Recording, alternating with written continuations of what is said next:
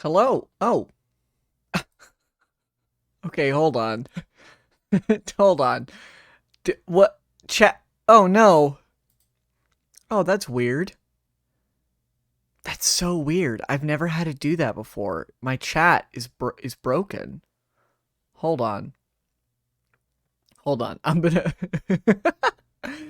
make that I'm gonna I'm gonna make that disappear for a second while I try to fix it. What the fuck? Why you do that? It has never done that before. That's so funny. Hold on. Okay, I can. Um, will it not let me do the interact thing because your properties? Can I? Oh, oh, oh. Okay, 1 second. 1 second. I'm gonna try to. God damn it. Let me see here. How did I do that before? That's so weird. Hold on. How to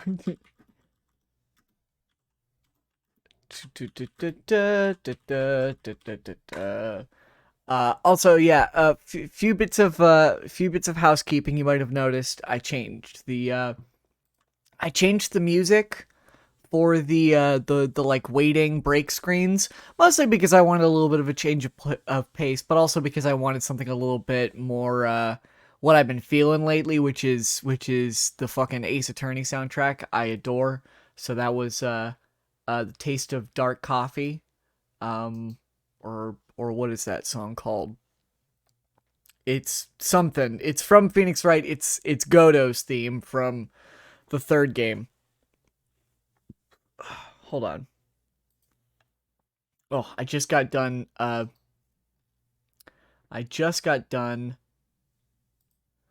eating some what was it? Honey barbecue chicken, so my breath is a little it's a little spicy. Just the tiniest bit spicy. Very, very good chicken though. I've got some sweet tea with me. Duh, duh, duh, duh, duh, duh.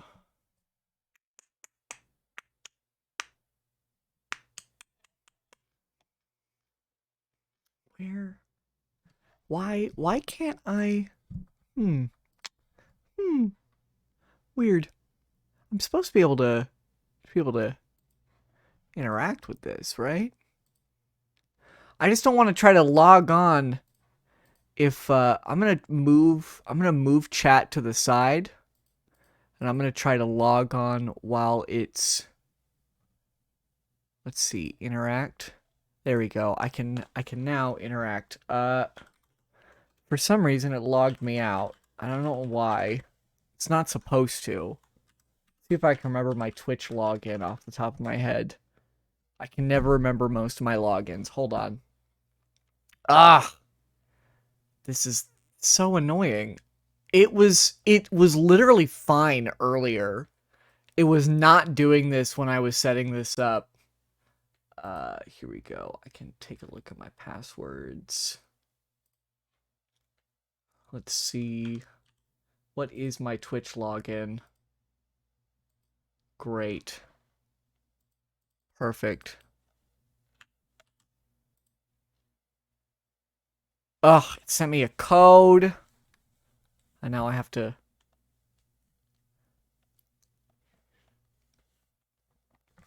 This is so annoying. 3. There we go. It's also like, because of the way I have it set up, it's very small on my screen. There we go. I should be able to. Hey, hey, there we go. All right. There we go. How about that? So, couple other bits of housekeeping now that I have chat fixed and back. Let me make sure that that's looking good on. Oh my god, no! No! What? It's supposed to be the same thing. Why is it doing it here too? That is so annoying. Are you kidding me? Hold on. I have to move. I now have to do the exact same thing here as well. Come on, man.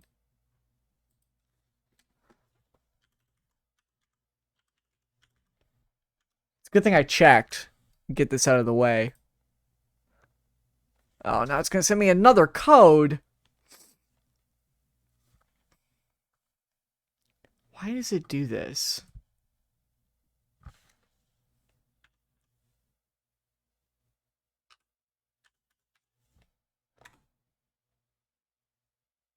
There we go. Okay. Ah, that is so annoying. Make sure that's lined up. There we go. We can lock that back into place. All right. So dumb. Okay. A few other bits of housekeeping. Uh, I part of the reason why I have not been streaming a lot lately is I have got a new job finally. I spent the last 4 months doing the job hunt, and it kind of sucked, and it kind of made me feel a little guilty every time I was streaming because it felt like I could be using this time to job search, and instead I'm streaming, and I just kind of had that like I don't know, it just felt bad. Even though it really shouldn't have. I'm like it's fine. But I have a new job. I finally finished the training for that job. I've already gone through my first couple of shifts, and it's going well. So now that I'm working again, I feel a lot better about being able to just spend some free time streaming. I'm probably still gonna limit it to maybe 1 or 2 streams a week. Not gonna be streaming like a whole bunch, mostly just because of the other thing that I've been doing for the better part of the last month. I have been dipping my toes into game development. Nothing major, nothing like super big, but I came across a video the other day, like a couple weeks back, that was about it was like a guy making a video game in like a week using this program called RPG in a Box. And he was like, you know, I don't have any sort of experience with this stuff before. I want to give it a try. So here's the process of me doing that. And I went, I've been like in my head, I have been like considering, you know, doing game, trying to learn some minor coding to try to figure out how to get into like game development. Just to make some independent games that I feel like I've had these ideas I've been sitting on for a while that I would really love to do because I feel like they're not things that exist proper in the way that I would want them to. Oh no. Oh no. Uh let's see. It's going yeah, I think that's just on your end. I think cuz everything's green coming up good on my end. So I think that might be just you at the moment. Uh so I've been spending the last better part of a month working on just a very small like introductory game to get, a good handle on the system of RPG in a Box. Um I was originally building it in the actual demo, which the only thing about the demo was the demo. I actually, if you want to get into some small like game dev stuff, RPG in a Box is definitely a good place to start.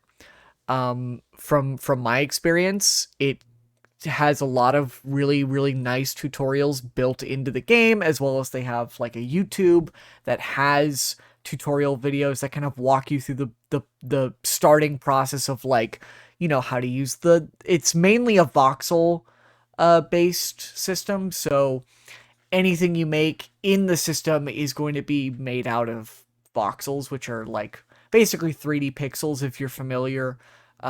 with if you're not familiar with the term voxel, that's basically what it is. And I'm going to showcase it here in just a little bit because I have actually finished this like introductory project for myself. It's in a completable state is the best I can put it. It's not a very big game. It's really just there to kind of teach to allow me to kind of teach myself how to do some of this stuff. So I'm gonna boot up the actual game, and then I'm gonna boot up the kind of process, the actual like program, so you can kind of see what it looks like. So give me 1 sec. I'm gonna turn that down just a little bit. Let me make sure I've got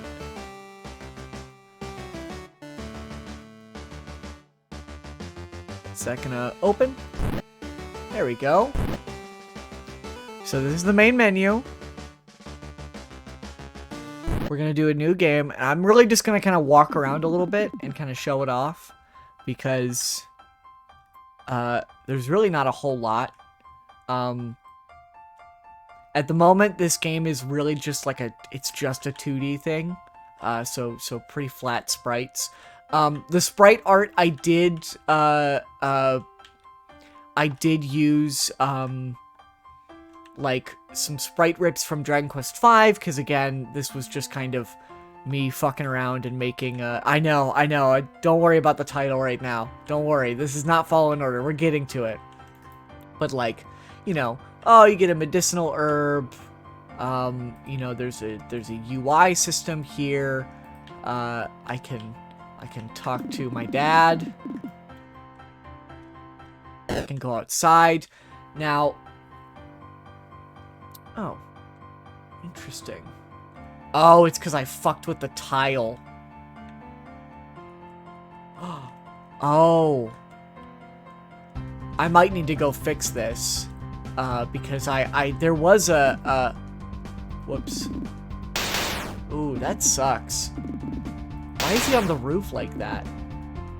Okay, I might need to go in and edit this just a little bit later on. But really quickly, let me show you the actual program for designing this, because for a small game that you can probably beat in like less than 45 minutes, I put a lot into this.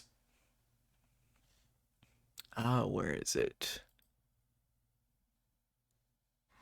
Let me see if that will. Is that going to show up? I want to... Where is it? Why is it not popping up?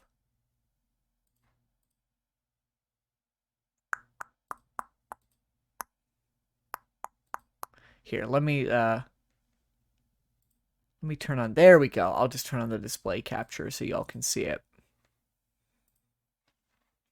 So this is just like the basic overlay. You can kind of see these are all of the different tiles that I had to create, as well as here are all of the objects I had to create, and all of the characters I had to create. And you will see that the sprite art that I made, the sprite art that I used, I didn't just like port in sprite art. I had to actually like basically recreate the sprite art frame by frame in this voxel editor, which was probably the longest amount of time to especially something like this guy. Like, because this guy only has a few frames, he's not that bad. Actually, the worst one was Dad, because he has so many different frames, but I can't just, you know, he has walking left and right as well, but I can't just copy and paste them because the sword is in a different spot when he's turned, and like he's got an asymmetrical design, so I couldn't just copy and paste him, you know, and flip the frames like I could with the main character here, because as you can see, the left is basically just a mirrored version of the right. I had to actually go in and fully just go from scratch with some of this stuff because it's just ridiculous. Um, I like this guy. I really like the way this guy turned out. I thought he looked very fun. It's just this little wizard guy. I love him. But and then the actual like bulk of the work comes in the actual like this is the script writing program that it uses where you basically attach any of this long list of nodes here on the left to basically do what you need it to do. So this is just one of the scripts that I have. This is for the main quest. You talk to a little slime guy and he gives you your main quest, which is to like find a bunch of items. And then you can actually see these are all of the scripts I have here on the left. It's a lot. And also you can actually open up the script itself and edit the code. So I kind of glance at this every once in a while to get an idea of how this all works. It uses a scripting software called Bauxite, Bauxite, I think. So these are all of the scripts on the left you can see, as well as, I've got a dialogue editor so I can edit, I can make specific dialogue scripts. Although a lot of the dialogue that I did in this is using this because you can have it like display a message and you can have that message displaying, from a specific character. So there's so much like stuff here. Like this is for what is essentially a cutscene, and I actually have that set up to play once you've gotten all the items for one of the side quests. So there's really only 3 quests in the game. These 3 here that you can receive, but there's a lot that goes into actually making those quests work, which I definitely have a newfound appreciation for game making, because holy shit, it's for a 30-minute game, this took me like 3 weeks to do. Now, granted, a lot of that effort was learning for the first like half of how to just do things, and I'm still learning, of course, but as I got further into the project, like, there's one script in here that I made to like add a party member, which would be like Percy, and that is, where is it? Party script. This actually took me a long time to figure out, even though it's so small, because it was one of the first things I wanted to do. And it took me so long to figure out how to actually make these like decision markers do anything. That took me a little bit to work out. And learning like how to evaluate conditions and how to make, how to set up these variables and stuff like that. And what a global entity is, like, how do I affect a global property and stuff like that. When you open a closet, I wanted to make it so when you open a closet, you get an item, and then after that, that closet no longer gives you that item. How do I do that? I tried to set a variable originally, so when you open it, sets that variable to like true or 1 or whatever. So then when you try to open the closet again, it checks to see if that variable is at 1 or if it's true or whatever you want to set it to. And for some reason, I couldn't figure out why that wasn't working. And then I realized it's because it only sets that variable for that instance of the conversation. What I had to do was have it set a global property, which meant that it now can reference that global property throughout the game. So now I have it set to detect, like, if you open that closet, it gives you that item, and then the next time you interact with the closet, it will detect to see if that closet's already been opened, and if it has, it will instead give you a different message that says there's nothing in the closet. And that was just like, once I figured out what a global property does, I was set. Like, that established so much in the game, to the point where actually one of the characters in the dialogue in Slime Talk here will actually tell you, it actually will detect if you open that closet, and you get different dialogue based on if you've opened the closet and gotten an item, because then the character will actually reference that item already being in your inventory, essentially. And I was just very proud. Like, that's like, just learning and figuring that out and going, okay, now I can apply this. It's a lot of work, but I've been very much enjoying it. I have a couple of other projects lined up. I may uh I already uploaded the game to a Google Drive like folder. I'm probably going to go in and fix it up a little bit and make some changes. I have a couple of changes because I sent this to some friends first and let them kind of try it out. And so I've edited it now. So I have a couple of edits written down that I need to actually just go in and fix. So once I do that, I can actually like go in and like have that set up, um, and potentially be able to upload it somewhere so that way y'all can play it. I have a couple other projects that I have in mind for it. They're gonna be a lot bigger and a lot longer to work on. So don't expect anything about those projects anytime soon. But if I go for a long period without streaming, that's probably the reason why. I'm just going to be very busy working on some side projects as well as, doing my day job as well. So, all right, now that we've got the little bit of housekeeping done, we can finally start playing the game. Oh god, I forgot that. Ugh, I forgot that it does like an EA launcher now for Fallen Order. So give me one sec. It's gotta install the EA app in order to start the game. That's so annoying.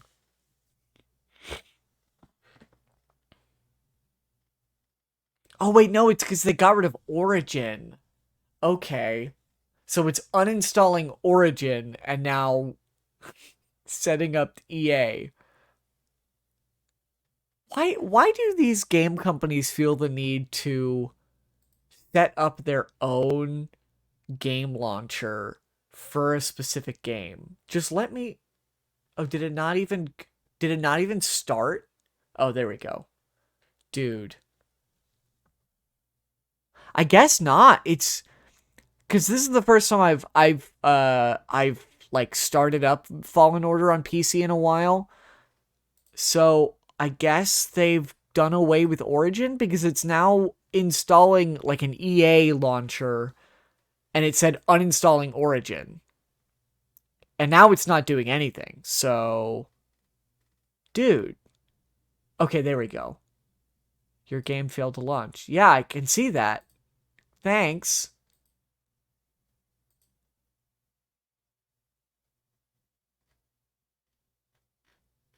Okay.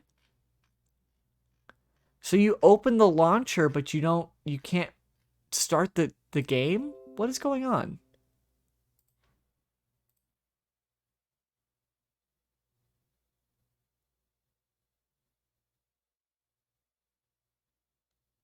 Okay, I think it's finally actually launching the game. Oh my god. Dude, it's so ridiculous.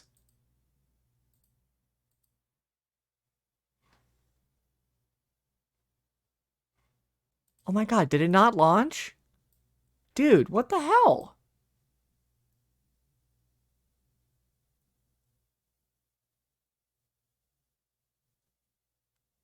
Yeah, I know it failed to launch. Can I? Oh my god.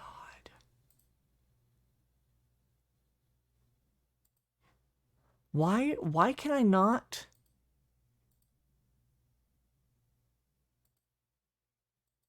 Dude, like I know for a fact this game is installed on my computer, so why can the game not launch?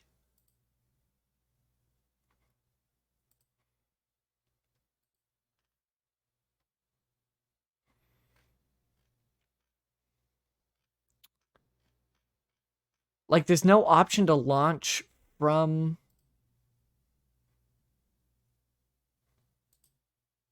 There's no way for me to launch it from this like thing that it boots up either. So why just launch the game? It's installed on my computer. Dude, I'm gonna fight EA. Are you kidding me? Hold on. Let me see if I can. It's Steam says it's launching. But it's just sitting on that launch loading thing for a bit there. Holy shit, dude. Do I have to go through?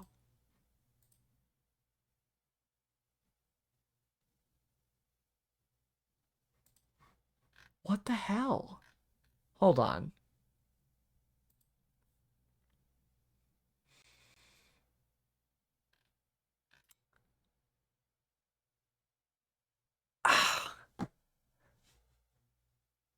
Makes me even wonder if I can even launch my Sims 4 from Origin now. I mean, I have no clue. I'm gonna switch back to chatting, and I'm gonna try to figure out EA launcher not working. I know my game failed to launch. What the fuck? Not launching games.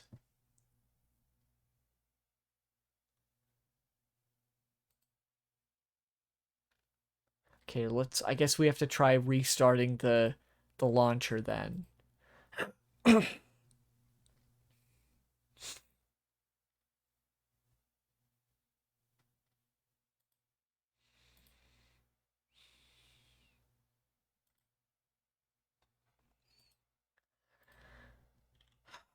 The fact that these game companies feel the need to create their own launchers for a game that is purchased on a separate like system is so ridiculous to me. It's so stupid.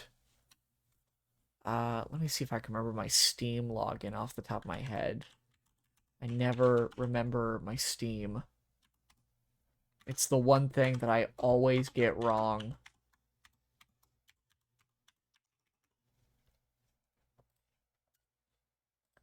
Ah. Okay, what is my it's always my username that gets me cuz I could have sworn I changed it. Okay. It is that then.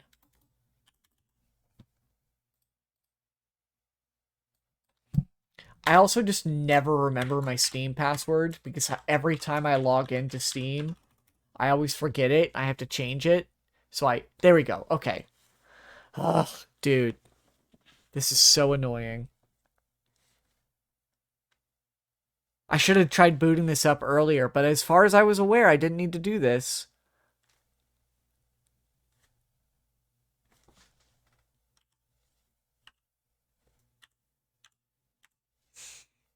Okay.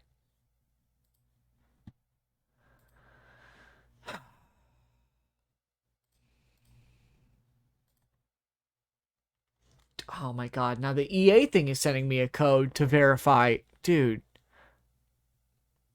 I'm gonna fight EA. This is the most annoying thing. This makes for such great stream content. Thanks, guys. Okay, head back to the EA app. Great. I've done that. What happened to the EA? Where did the EA app go? There it is. Great. Can I launch the game now? Will you let me play the game that I have purchased and downloaded on my computer?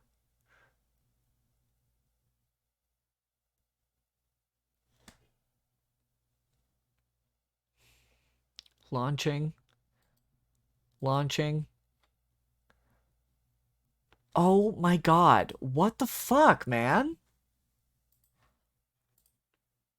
If it makes you feel any better, I'm half watching while I work on this coding project. I'm gonna absolutely. Okay.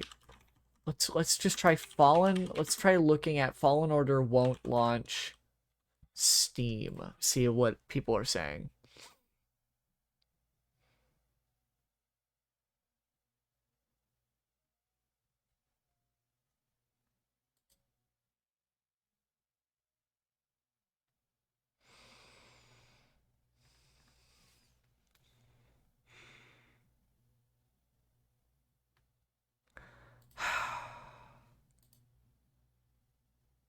Like, I'm logged into it logs me into this new, to this EA thing, but it won't let me launch the game from it.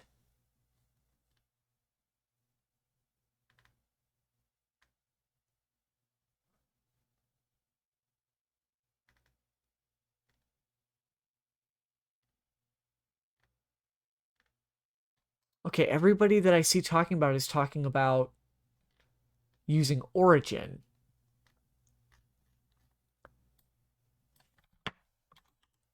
But for some reason,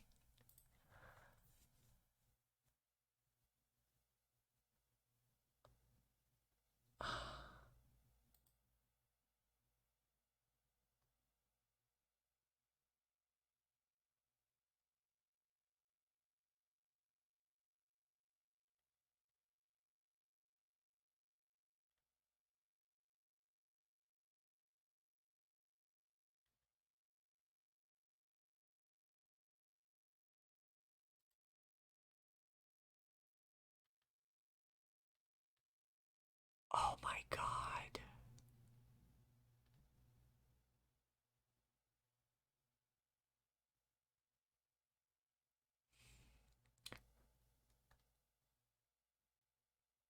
Okay. So, oh my god. I'm apparently not the only person having this problem. Apparently, like, because the EA app doesn't, like, save your purchases or whatever, it, like, has problems actually starting the game. So I'm gonna try to go into my actual Steam library. Somebody recommended starting it using one of the EXEs in here.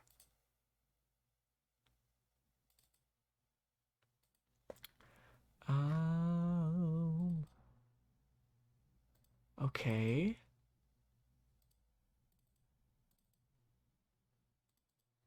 Oh, fuck. I shouldn't have closed that page. This is ridiculous. I'm gonna fight whichever EA exec decided this was a good fucking idea, because this is ridiculous.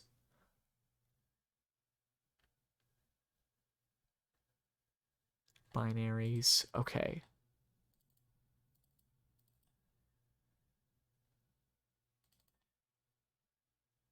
Will this work? I can apparently start it from one of the exe files that's actually installed on the computer. There we go. It should be, I should be able to, ah ha ha! Oh, I dropped my controller. Oh no! Is it not showing up? Come on. Show me the game. There we go.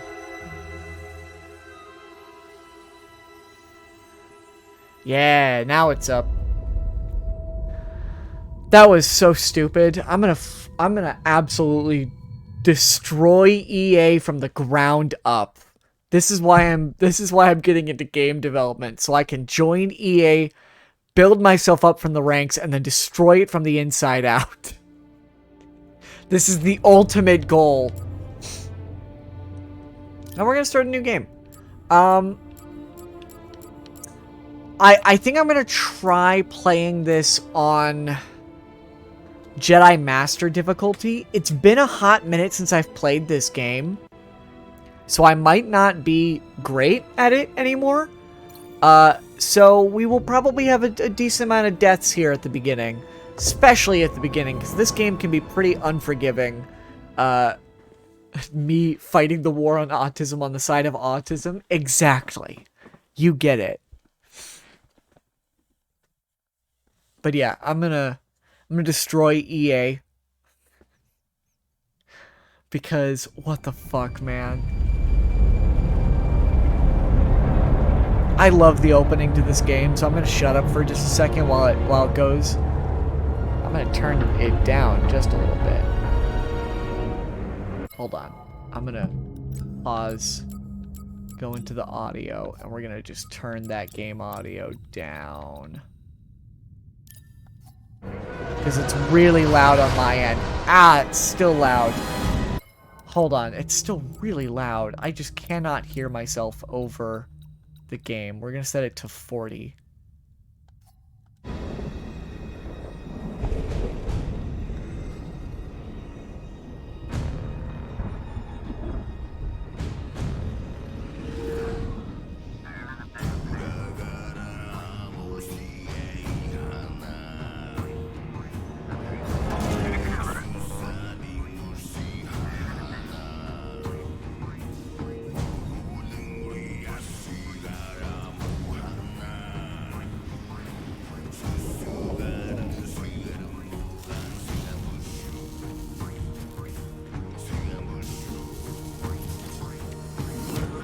Listen, I don't want to upset your rhythm, Cal, but the boss wants a word. Okay. Go for us. Here he is, Chief. An error has been detected on line 10A. All our clamps are jammed. I need 2 workers to climb up and secure the cables. That's not an easy maneuver. The guild will double your pay for this shift. Come on, Cal. What's our score? That couldn't hurt. Huh? Okay. All right, let's go. Get to work. I'm gonna adjust the settings for the visuals here because I'm getting a little bit of I'm getting just a little bit of stutter for some of these we're gonna turn down some of these just because I'm getting a little bit of stutter here and there, and I don't think I need to be running this on epic quality. I think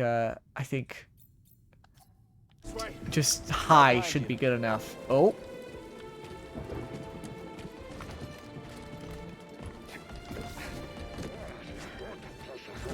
Hey guys, what's up? Gonk droid! Ah, I tried to attack it immediately, and it did nothing.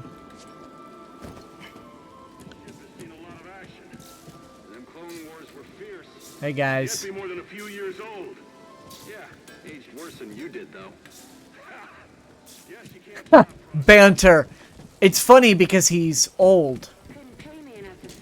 Sorry, Cal. Don't worry about it. I don't think these tools are gonna make it through the shift. You say that every time. Who's talking? Oh, Remember her. the old days when the guild serviced our gear? I didn't realize there was somebody down there.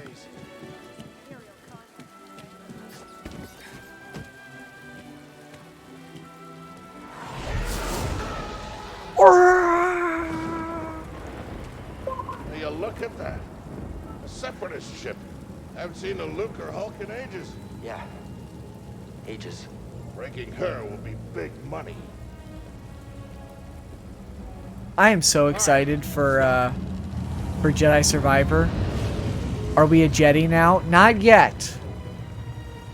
Well, technically we kind of are already, but we don't have any of the cool like abilities yet. So, at the moment, no.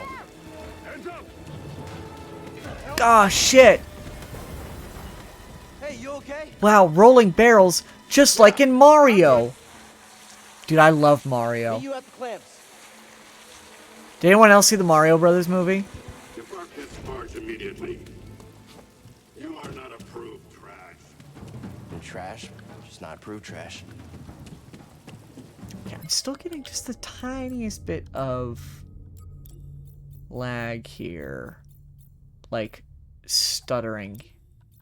Let's turn down the view distance just a little bit. We'll set that to medium.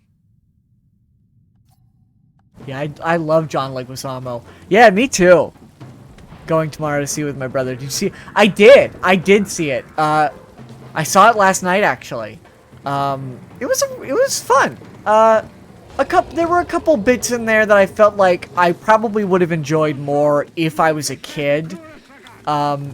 Instead, like I felt like some of the jokes in there were just really like, Just passing through.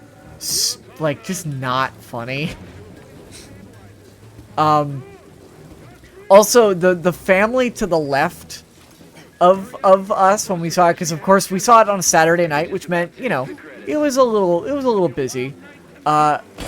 Ooh. That actually startled me a little bit. I forgot about that. Good to see you.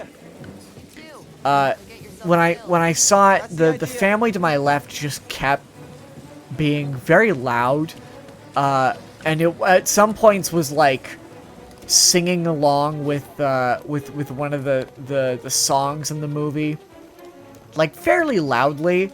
Sounds like scrap rats. And I was just like, Just man, passing through, guys. No need to come out and say hi this time. I was like, come on. I'm just trying to watch this movie. And the dude to our right, there was like a group of what seemed to be maybe high schoolers watching the movie to our right. And the one guy in that group was like cackling at some of the dumbest jokes I had ever seen. And I was like, it really like, it was just very distracting. I mean, obviously they're having a good time watching the movie, and I'm not gonna knock that, of course, but it's just kind of bugged me. Also, one of the members of the family to my left was like on their phone for a good portion of the movie, and then once the movie was over, the woman sitting directly to my left, who was a part of this family, she asked if this was my first time watching the movie, and I don't like talking to people that I don't know in public. So I just kind of gave her like a little bit of a nod and was like, yeah, okay. And she was like, huh, this is my second time. So it was very obvious that the family had already seen it. And I was just kind of like, man, The ship cutter is here. do you have to be so fucking annoying, though? I do love this. Yep, good looking out. I do love seeing, side note, all of these, like, Clone Wars era ships being torn down and like taken apart. There's something really cool about that. Kids are why I'm hesitant to watch the movie in theater. See, the kids don't bug me that much. Kids are gonna be kids. The movie was actually like captivating enough that there weren't like kids running around and being disruptive. They were sitting and watching the movie, and you know, nobody was being especially like annoying when it wasn't appropriate. Like, there are also not a lot of quiet moments to be ruined in the movie. So, like, you know, everyone was being generally very, very good watching the movie. So, you know, I don't think you would have to worry too much about that.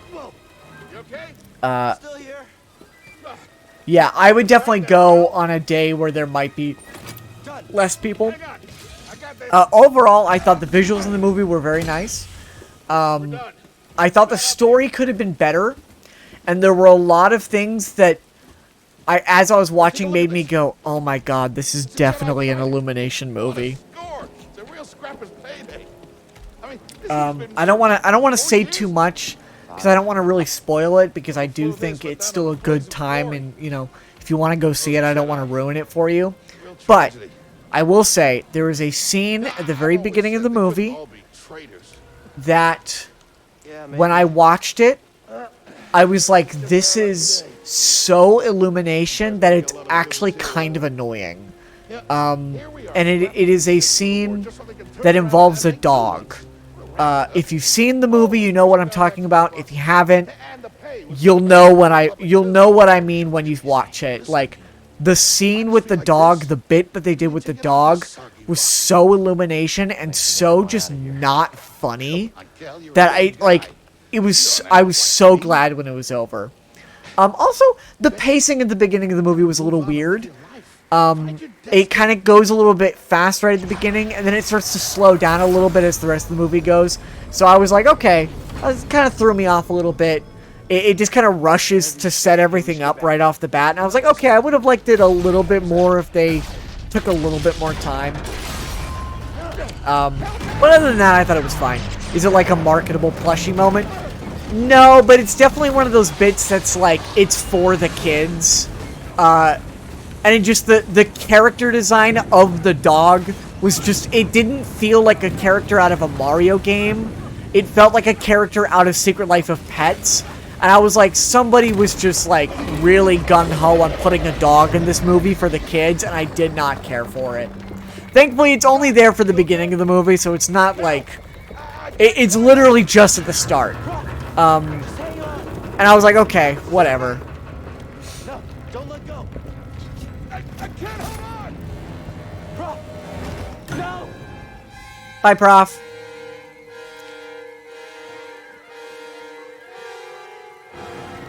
Now!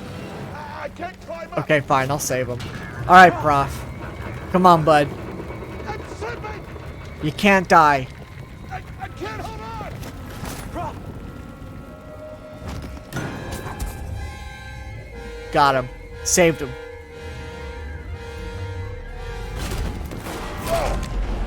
Or should I clarify, movies like Halloween Kills that makes me really not like watching movies in theaters with kids. The last time I had a movie experience that was like actually fucked up by having kids in the theater. Hold on, I'm gonna turn the volume down again because I feel like I am fighting to be heard over some of the like music and sound effects. There we go. That still feels very loud, but I feel like I'm probably being louder. But one of the movie experiences of recent note, there are two that really bugged me, but only one had to deal with like actually kids.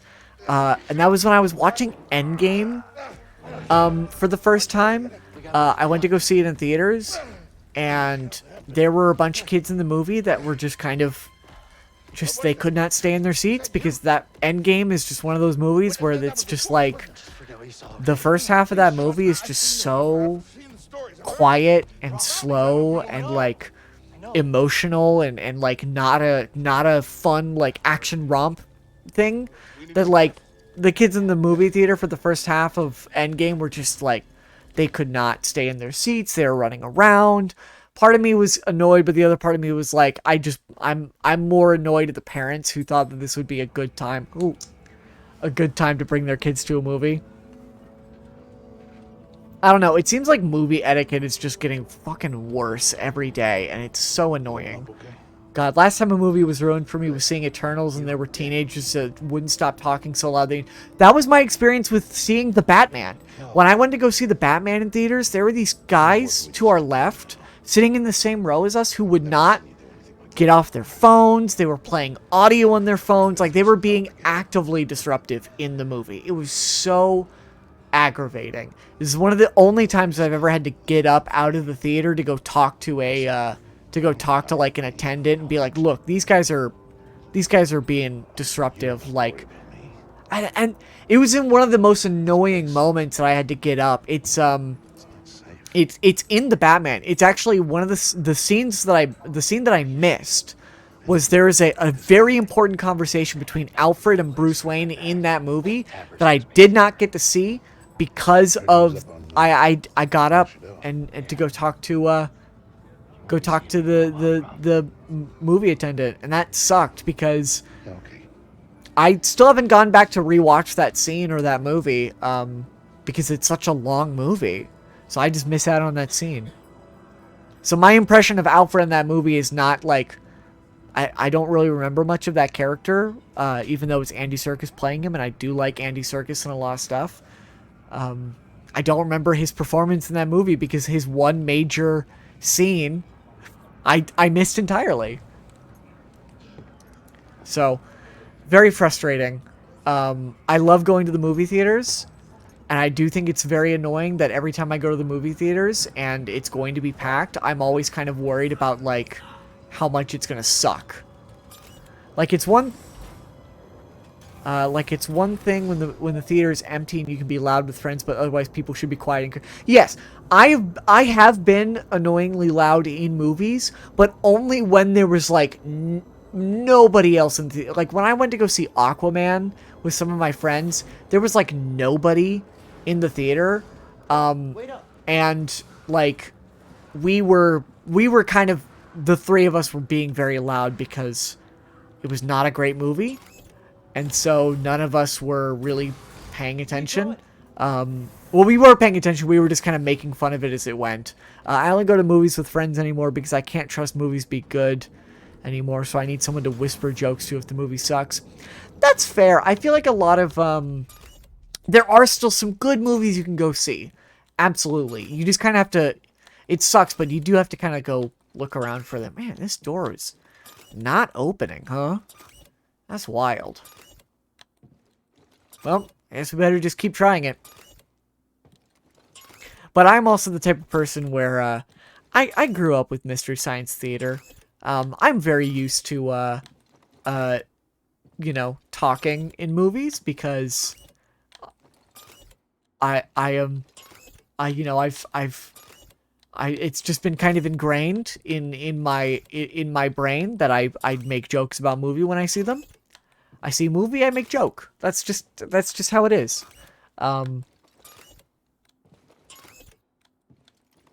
But I try to reserve that to like at home movie experiences. But even then, if I'm watching something I haven't seen before, I'm usually gonna be a little bit more attentive unless I think unless I'm watching it and I go, this fucking sucks, like I did with Aquaman. Because holy shit, that movie was... Oh, it's like, it's not even that bad of a movie. It's just like so not like good. I don't even know how to describe it. It's kind of those like, it's so bad it's good types of things. This door is not gonna fucking... Oh, let me through, guys. Come on. This is ridiculous.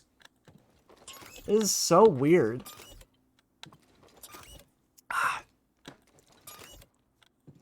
The Amari movie was part Illumination, but it's obvious that Illumination was held back from making some of the worst mistakes they usually make. Me trying to get my... Execute Order 66.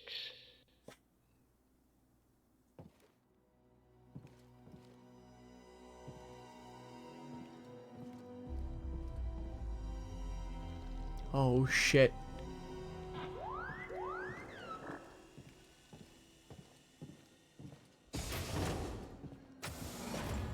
Oh, shit. Cal's having PTSD flashbacks.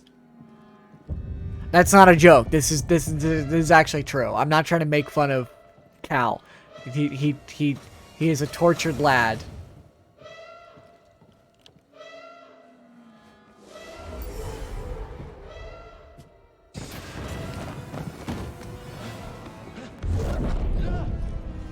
Apprentice, mark well and listen. Oh my god, did you guys see the trailer for the Ahsoka series? Anybody in chat? Star Wars fans? Train has stopped. Yeah, something's going on. Yo, it's the guy from Rebels. It's not the guy from Rebels, but it is the same. He's the same species as Zeb from Rebels, who I love. Haven't seen it yet. Go watch the trailer for Ahsoka because if you're a fan of Rebels, like the Ahsoka series, I think is actually going to deliver on some of the threads that have been left open from like the end of Rebels, which I'm very, very excited about. And also, one of my favorite characters from the Clone Wars, the droid that makes the Padawan lightsabers, voiced by David Tennant, makes an appearance at the end of that trailer, which means he's coming back, and I'm so excited. So cool. Also, Mary Elizabeth Winstead as Hera, I'm gonna cry. Second sister. My only disappointment is we'll never get to see Kanan Jarrus in live action. I'm so sad about that. Well, actually, I say that, but we could get a Kanan Jarrus flashback. I just don't think it's possible. I don't think it's, well, not that it's not possible, I don't think it's likely, really. Will result in a charge of sedition. But I would love to see Kanan Jarrus in live action. He is legitimately, I think, other than maybe Ahsoka, is probably my favorite Jedi in Star Wars canon. And it just sucks that it's very likely that we will never see him again. But I will be glad to see if Ezra comes back. I would love to see Ezra. Ezra grew on me over time. Way before the war. We refit and Some parts of rebuild Rebels were ships. good, but I felt that it was partially ruined by kidification. Some of it was so annoying. Yes, but I will make the argument that as many episodes as there were in Rebels that were kind of annoying, The workers Clone Wars had a lot of the same worked. issues. We all know the truth. Clone Wars has a lot of episodes that are also very like kiddie, and just like Rebels, Clone Wars does start to get more serious as it goes. And I think the final two like seasons of Rebels are actually really solid overall. Look at this. As well as Rebels did some very interesting things with expanding on, you know, Mandalorian lore after the events of Episode 3, as well as expanding on, like, the Force and introducing concepts like the Bendu, voiced by Tom Baker, who I love. Tom Baker, famously the Fourth Doctor from Doctor Who. Easy now. Got a stowaway. Hey, you don't need to call this in. Quiet. This is TK-8190. Repeat, did you say Jedi? What are you doing here? Alright, time to actually play the fucking game. Hello, little droid. I like your spray paint look. You look very cool. Is that R5? That looks a lot like R5, actually. That's wild. Hey, guys! Jedi? Station's a traitor. Blast them. Get the enemy. Contact confirmed. Shoot to kill. Just you and me. Nice. Eyes up. Shoot at him. Let's fill the cargo door. I copy you. Very annoyed. This thing will not stop buffering. It's very annoying. Then maybe you need to check your internet connection. Chopper was the main annoying thing to me. He was Rebels' version of Jar Jar. I disagree with that entirely. Chopper is a bastard and I love him. Honestly, though, like, jokes aside, Chopper is, I completely understand. He does get, he's very temperamental as a character, so when he makes decisions that, like, kind of jeopardize missions and stuff, it does get annoying, and I completely understand that.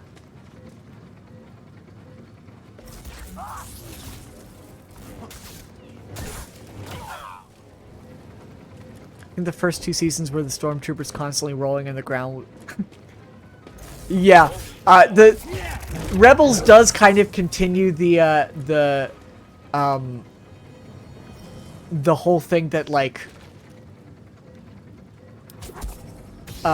stormtroopers are kind of useless, and Rebels does kind of continue with that idea. But also, without Rebels, we would not have gotten characters like the Inquisitors, who are also very integral to Star Wars, like the Star Wars mythos now, showing up in things like, you know, the Kenobi series, or the Obi-Wan Kenobi series, which I enjoyed. Obi-Wan Kenobi, I know some people didn't like it.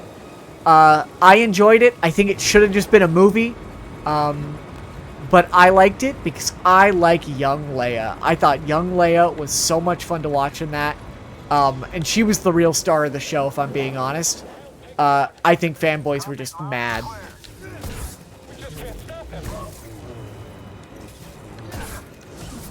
We just can't stop him!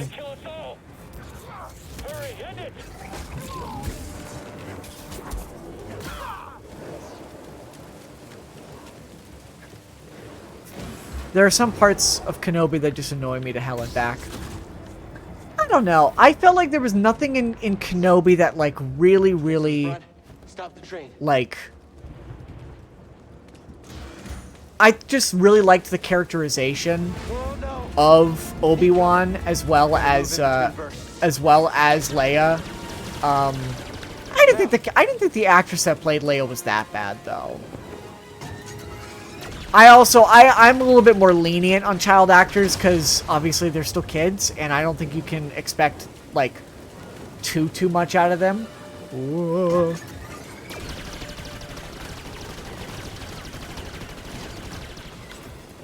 Faster. He's here. I generally like Star Wars, and I guess I would say I'm fairly easy to please when it comes to Star Wars stuff. So Obi-Wan casually sneaks into the high security base. Yeah, they did that in A New Hope too. Like, they just casually snuck onto fucking, like, do we not remember the plot of A New Hope where they casually snuck onto the biggest space station ever? Like, with like millions of stormtroopers and Imperial officers on it? Like, come on. That's the type of shit you just suspend your disbelief for with Star Wars. Like, straight up. Also, Cal does the same thing in this game. The end of this game, Cal just, like, breaks into a super high security, the exact same base that Obi-Wan sneaks into years later. Because this does take place before the Kenobi series, if I remember correctly. He doesn't sneak through it, though. Cal doesn't, but Han and Luke and, you know, Chewbacca do. With seemingly no issues later on. That's not true. I mean, Han and Luke definitely do run into issues, but then so does Obi-Wan as they break back out. There's just a lot of, there is a decent amount of Obi-Wan Kenobi that does kind of mirror A New Hope in a way, which I do think, you know, they could have gone a different direction with. And again, I do think that Obi-Wan could have been cut down into a movie. There are a few things that I feel like they could have cut out and just gotten right to the heart of the story, which was Obi-Wan meeting Leia, you know, kind of getting his mojo back, and doing that face-off with Vader, which was very cool. He punches through. Cal Kestis does not punch. He strikes with a lightsaber, very haphazardly at times, but nice.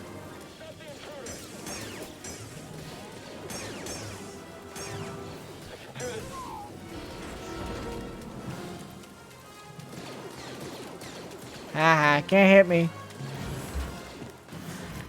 The reason this bothers me is because he has to drown the entire base to get through, and Obi-Wan has so few issues.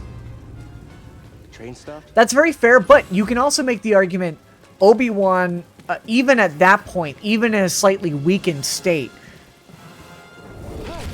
is still a better Jedi than Cal. Because Cal never finished his training. He was still a Padawan by the time the events of this game happened. And obviously he's going to be in a much better place in the next game for sure. But he is still much weaker than someone like Obi-Wan, who can go toe-to-toe with Darth Vader by the end of that series, whereas Cal spends the entire interaction with Vader basically running. Spoilers for this game that came out 4 years ago.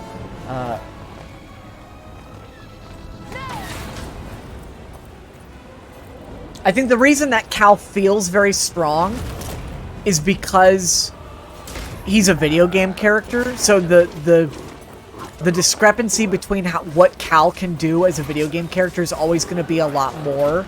But in the actual narrative, Cal is not as powerful of a Jedi as someone like Kenobi. One thing I wanted Kenobi to do was like have bad memory stuff to explain why he doesn't remember both C-3PO and R2-D2. I chalk that up to Obi-Wan just kind of, like Ben Kenobi just kind of being a cryptic son of a bitch who refuses to give a straight answer. Because he's just gotten really weird in his old age. Who's your master, Padawan? I will say though, nothing in Kenobi tops the scene from Rebels of his final interaction with Darth Maul. That is still, in my opinion, one of the best, like, scenes of that character since his, since, of course, the actual movies. I do think at least, can we at least agree, Kenobi is still better than Book of Boba Fett, right? Like, can we agree on that, at least? Because Book of Boba Fett was fine. I didn't think it was, like, great, though. Cal doesn't feel ridiculously strong to me, considering you keep getting destroyed by a frog. That's fair. Hey, that frog is tough, alright? Don't underestimate the frog, okay? Oh, I gotta press the X button. Slow speeder chase goes. Yeah, that speeder chase, I had fun with it, but it was not. It is not great. I like Cad Bane, though. Seeing Cad Bane again in live action was kind of cool. Even if, like, timeline-wise, he's like a super, super old man. But I guess so is Boba Fett as well. I think the fact that they were able to get a Boba Fett project off the ground for once is just nice. Because they've been trying to make, they were trying to make a Boba Fett, like, movie for so long. And I think that it never got anywhere. They could never gain traction on it. Mostly because, prior to some people's opinions, Boba Fett does not have a character in the original trilogy. So it's like, how do you make Boba Fett an interesting character? And I think the only reason that they were able to actually do it is because of The Mandalorian. I think the only reason that Star Wars is still relevant at the moment is because of The Mandalorian. No shade to some of the other Star Wars projects, but The Mandalorian is single-handedly keeping Star Wars alive. Okay, shut that thing off. And Okay, grab some seeds. the game is really lagging. Okay, there we go. It's like the game isn't lagging on my end, but it is sometimes lagging in the stream, which is weird. And this is my captain, Grease Dritus. How you doing? Yeah, the Mantis is my ship, but you better pay attention to this. The best part of Book of Boba Fett was just The Mandalorian Season 2.5, and that's sad. Okay, do you want to hear my theory? I've had this theory brewing for a little bit. But Book of Boba Fett was supposed to be Mandalorian Season 3. And here's why I think that. I legitimately think Grogu's story was supposed to end with Season 2 of Mandalorian. And then Season 3 was going to pivot to The Mandalorian, the series, to focus on a different Mandalorian. And my theory was, the original plan was at a certain point, the Mandalorian show would pivot to focus on other Mandalorians. So Book of Boba Fett, because every episode of The Mandalorian is referred to as a chapter. So you have the first 2 books, which are the first 2 seasons, and then you have Book of Boba Fett, which I believe was originally going to be Mandalorian Season 3. This would also explain why we did not get a Mandalorian season the same year as Book of Boba Fett, because Book of Boba Fett was already under production, and it was just going to be Mandalorian Season 3. And then they were going to continue with whatever the next season was. But because the Mandalorian of the Din Djarin and Grogu got so popular that they decided, let's make Boba Fett's show its own thing. We'll keep it basically as is. And then we'll continue Mandalorian Season 3 with just Mando and Grogu. And the reason I'm still holding on to this theory is because if you've been watching Mandalorian Season 3, the actual Season 3 that we're getting right now, is incredibly focused on Bo-Katan. And that's what I mean. Like, the Mandalorian title of the show does not specifically refer to Din Djarin alone. I do think it is the Mandalorian is whichever character they are focusing on that season. So, Din Djarin, Boba Fett, and now Bo-Katan. That's my theory. I do legitimately think Book of Boba Fett was meant to be a season of Mandalorian until they pivoted and changed it because, I don't know, they thought that giving Boba Fett his own project would be better than just making him a side character in The Mandalorian. Which, actually, I think he's better as a side character in The Mandalorian, if I'm being quite honest.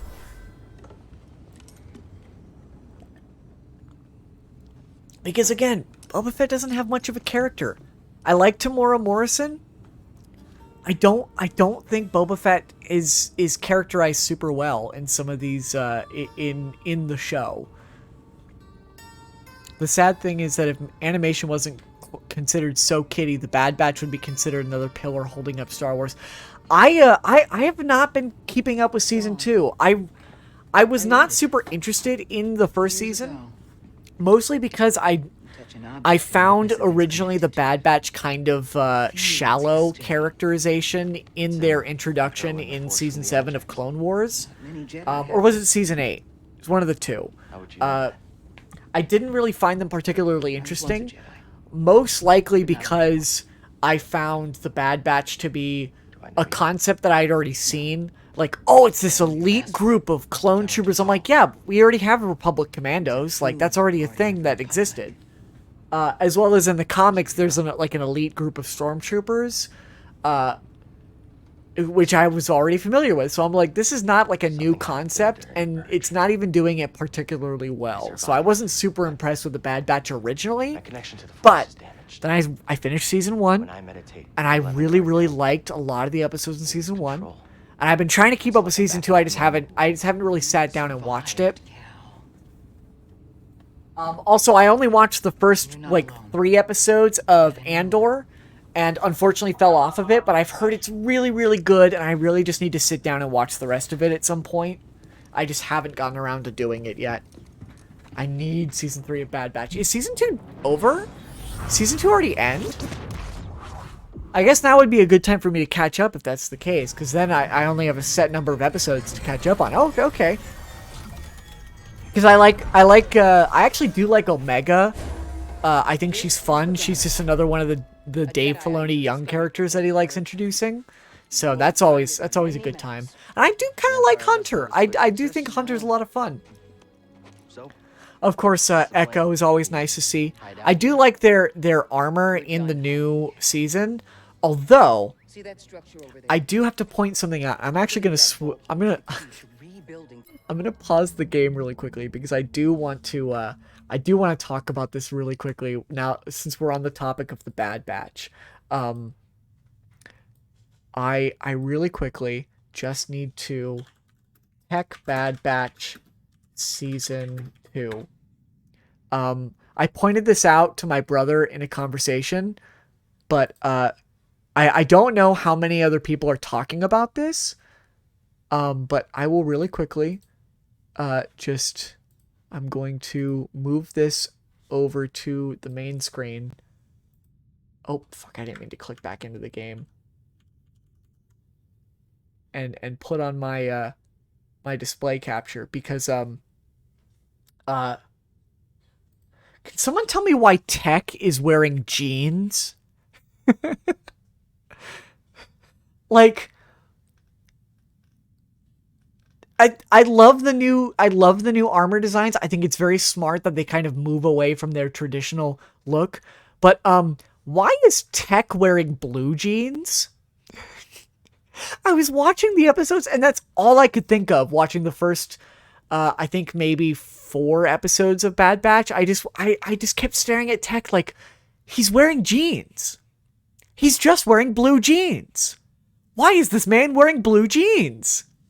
What the hell? Anyway, I really need to talk about that since this is a very Star Wars heavy stream. I just wanted to talk about the fact that Tech wears jeans. Since you're not a Jedi anymore, that's why you need me. Can we stop talking about Bad Batch Season 2 now? I am holding back spoilers. Okay, we'll move on to another topic because we're about to meet my very favorite character in this game. I'll share more of my plan after you reach the vault. But until then, there's someone here I think you should meet. Yeah. May the Force be with you. I am so legitimately excited for the for Jedi Survivor. Just the more I see of that game, I'm just so excited. Although I will say, I am very booting this game back up after so long. It's weird seeing Cal Kestis so clean shaven after like all of the advertisement for Jedi Survivor has had him with like stubble, and now you can give him like a full beard if you want. He can have like you can customize his hair and his facial hair in the new game. I'm so excited about that. This looks like a safe place to meditate. I don't have something to play Jedi Survivor on. I'm hoping that I'm going to be able to run it on my PC when it comes out. I'm really worried that might not be the case. Because Jedi Survivor apparently has a lot of specs that are going to be required. And I'm worried that my computer might not be up to snuff in that case. So depending on how it looks, I'm hoping to be able to stream it, but I'm not sure if I'm going to be able to stream it day one when it comes out. Hey, BD1. Ah, look at him. He's so cute. I love him. Yeah, I'm okay. I'm looking for someone. No, not you. I'm searching for a Jedi, I think. Hold on. You know the Jedi? What do you know? Wait, hold on. Did you just slice that? Thanks. I love BD1. Easily, I think my favorite droid in any Star Wars thing ever. I love the droids in Star Wars. Don't get me wrong. I love, BB-8 and R2-D2 are very cute. They do not hold a candle to my boy BD1. I have the Lego set and everything. If I ever get to go to Galaxy's Edge, I want to go get one of those BD units that you can get, because I think that's just very cool. I hate this thing. I hate having to do that every time. Yes, I know. Hollow map, blah, blah, blah, blah, blah.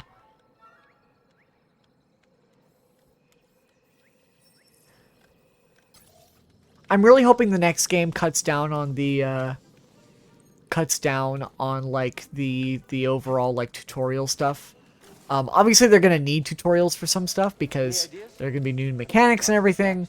But I'm really hoping they will give me options to skip them in later. I'm going to have to fuck around with these settings again because I'm still getting a little bit of issues with stuttering. We're going to just turn it all down to medium just because it's going to help at least a little bit. How'd you know that would work? Wait. We're just gonna stop here and do nothing. Give me a stim, BD. I swear I'm not addicted to them. I need a stim, BD. Don't tell me you're out of stims. Wee. Wee. Careful over there. That doesn't look safe. Just like back at the scrapyard. Wah. Hold on, BD1. I'm coming. Oh. Don't you hurt BD1. That's my son.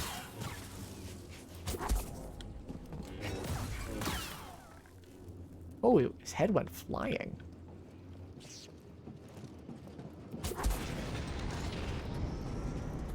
Hey, bud, you okay? Hey, that was pretty brave. You okay? The evolution of BD1 protecting you. Wait, I can help you with that. Will you let me? Oh, okay.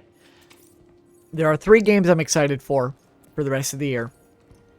Jedi Fallen Order, which obviously comes out later this month. But should help you get moving for now.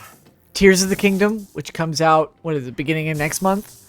And then Spider-Man 2. Okay. Try that.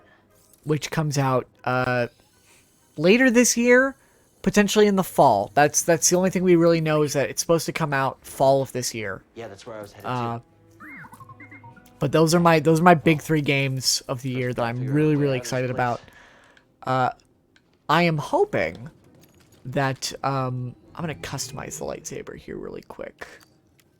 I'm really disappointed that I can't just start off with purple because I like purple lightsaber. I'm gonna just stick with the default for now. Spider-Man this year. Yes, it's supposed to come out the rumor is it's supposed to come out sometime in the fall of this year. They've had 2020. Oh goodness. They've had 2023 on the But this should work. the release schedule for a while now. They haven't actually fully announced a release date for it yet. We're supposed to potentially get something here in the next couple months. Whoever lived here used this room for storage. They have food and supplies. I imagine around the time of whenever E3 was supposed to be, but we'll see. Gonk. Gonk. Gonk. Is that a B1 battle droid? How did I never notice that? Gonk. Gonk. Roger, roger. Gonk. Gonk. Roger, roger. Gonk. Gonk. Roger, roger.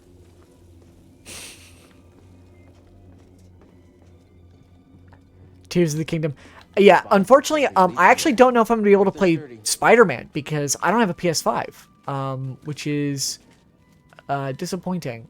I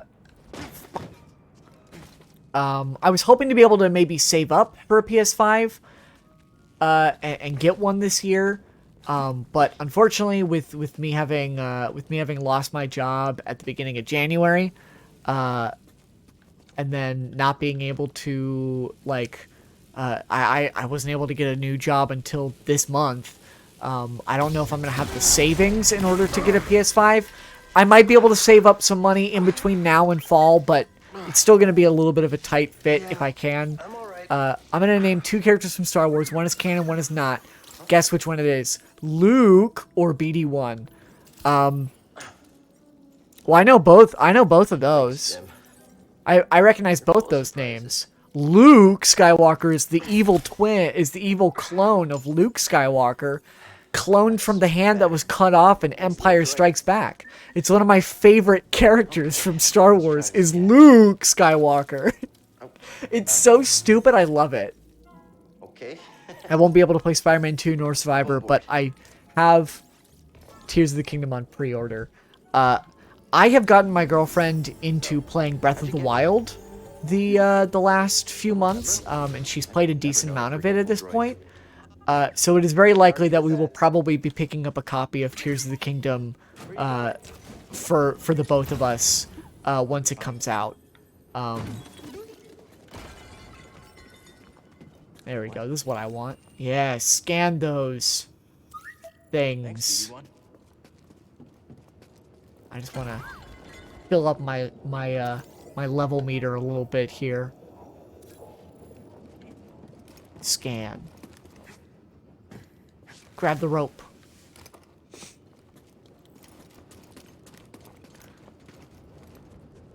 Joris Sabaoth? Joruss Sabaoth? 2 separate characters? That name I am not familiar with. Who's Joris Sabaoth? That's a really big bug. Wow. Ah! I hate these guys. Little bugs. Little Okay, I'll look. bug fuckers. Oh, he's part of the Thrawn books. Very interesting. Very, very interesting. I've not read the Thrawn books. I've heard they're really good. Obviously, Thrawn's kind of a fan favorite Star Wars villain at the moment. Mostly, I think, due to those books, as well as, his appearance on, I think you can tell which one is a clone. What the fuck is up with them just adding an extra U to the clone names? That's so funny. You mapped everywhere we've been. Oh, he's on my back now. Down, up, down, up, down, up. Cool. Now let me... I can't make it over there. We gotta find another way.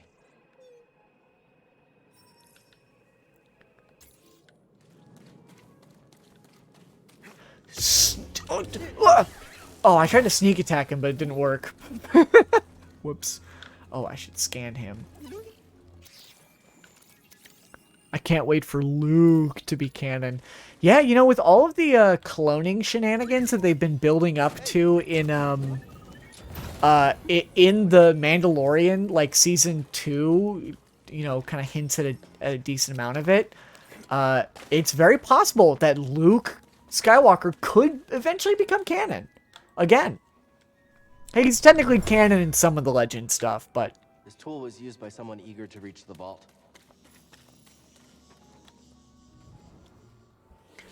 Mount Tantus is canon, so Luke is possibly canon. That's very fair.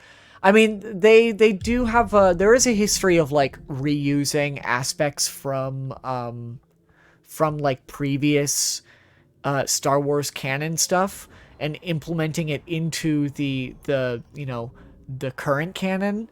Kind of like how in Rebels at the end of season 2, I want to say, they go to a planet that shares the same name as a planet from like Knights of the Old Republic 2, as like this ancient Sith planet. So like it's definitely possible. But it could also just be the thing of like, oh, they're just reusing these aspects and names and titles from other Star Wars stuff. Hey, bud. Can't get it to work. Can I fight this guy right now, do you think? Can I beat this guy? Or no?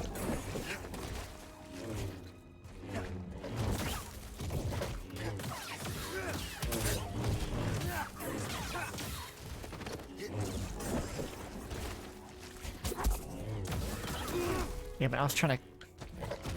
What's the stim button? What's the stim button? Fuck! Ah! Ah!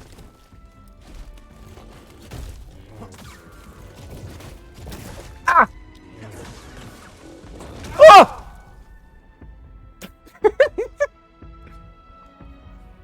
Have you gotten the achievement, Cow Got Your Tongue? I don't think I've gotten it on this, because I had this game on, I had this game on PS4 as well. So I think I have it on PS4. I don't think I have it on this, on like the PC version yet. I can try to get it. I could definitely try.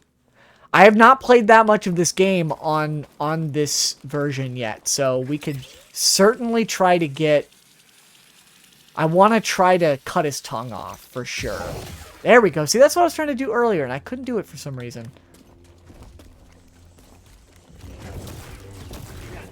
Get over here.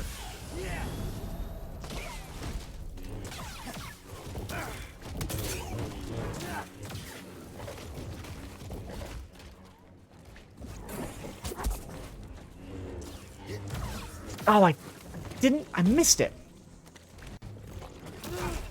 Oh, how did I not? Come on, give me with the tongue. Try to hit me. Ah! Ah! Yeah, get him. Yeah, fucking kill him. Kill him. Get him. There you go. Not my problem. Ah! Ah! Ah! Oh, that wasn't it. Ah! Alright, I think I'm just gonna have to try to kill this guy.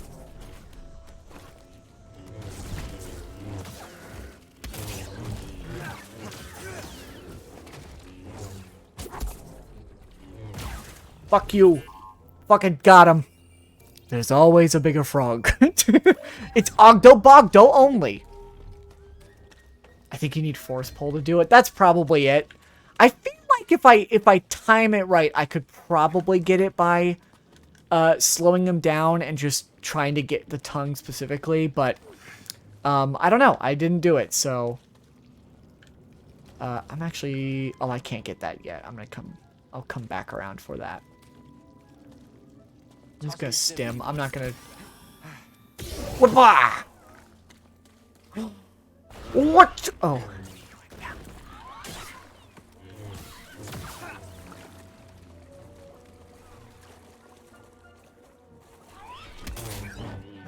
I did not know he was behind me. What are you doing? Where are you going? Scanning again?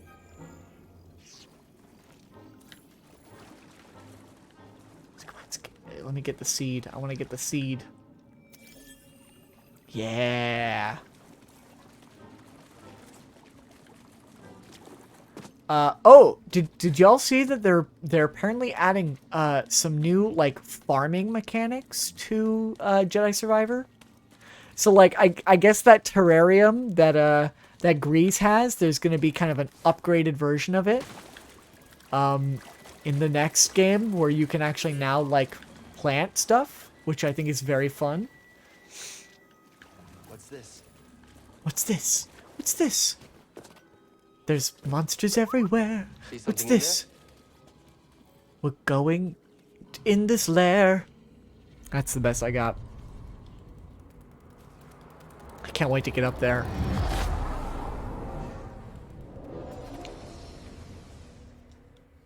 Whoa. It's like the Force or something. That's not how the Force works. It's difficult, Master. Yes, the path is difficult. It may seem impossible, but with I love Baby persistence Cal. and Force as your ally, you will overcome any obstacle. You will master any path. Now, do what you must to reach me. What is the best mod for a game you've seen that still has the feel of the base game? Oh, that is a good question. I typically don't go for... I typically don't mod games a whole lot, other than, like, some Minecraft stuff here and there. But normally, if I'm modding a game, it's because I want some drastic changes. But, if we're talking about, like... Oh, man. Think you can show me that shortcut again? That's a really good question. Fuck, I'm not even sure. Because normally if I'm going for a mod, I typically like to go for, like, more cosmetic stuff.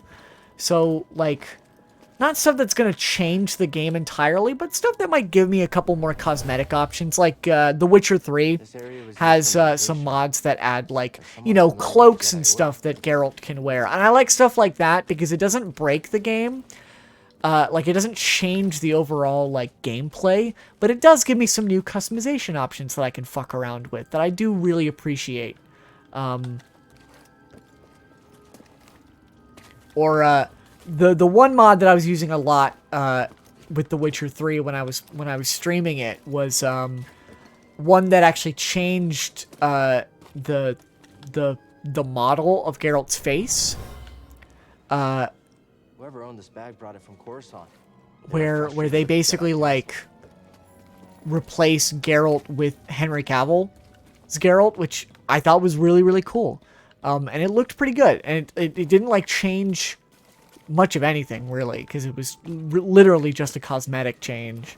I think those are usually more nice than, like, mods that change, like, the game entirely, you know? Did you find something, BD1? I'm trying to think of mods that, like...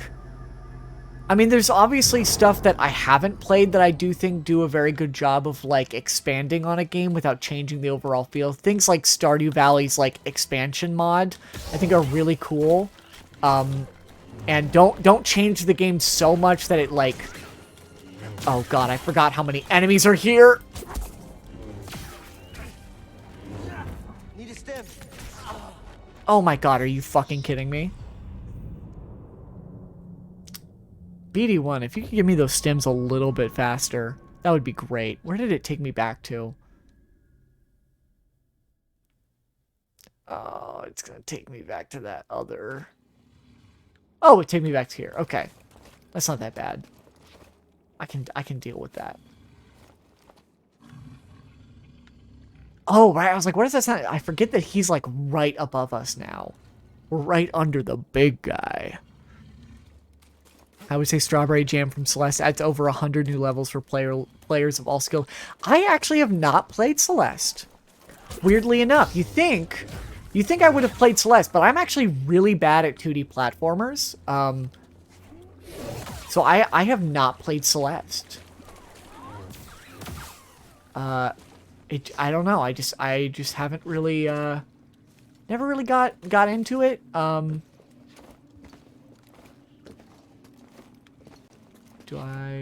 It saved that. Okay, cool. So I can just keep going the way I was going. It's been a while since I've played this, so I forget sometimes that dying doesn't fuck up everything. Celeste has a good story. I know it does. I just haven't played it myself. But I've seen other people play it, and I have plenty of friends who have played it. It is a good game. I just haven't played it.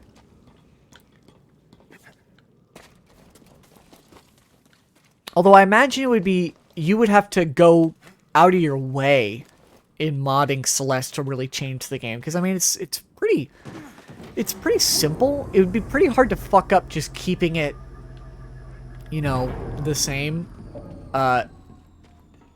Because like obviously mods can be used to change the game entirely. Give me my fucking, come here. Fuck you. I should have come around here first before they all. No. Don't run away.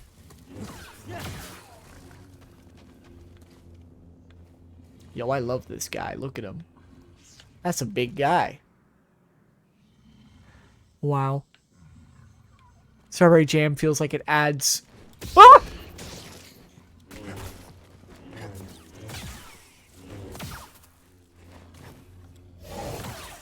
Strawberry Jam feels like it adds more B-sides and C-sides. Also, Celeste has assist mode if the game is too hard for you.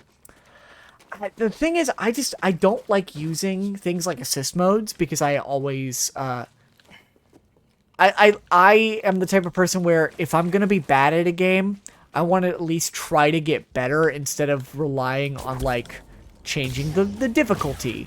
Sometimes I will change the difficulty just to get a better feel for the gameplay, and then I will try to, like, you know, upgrade it later on.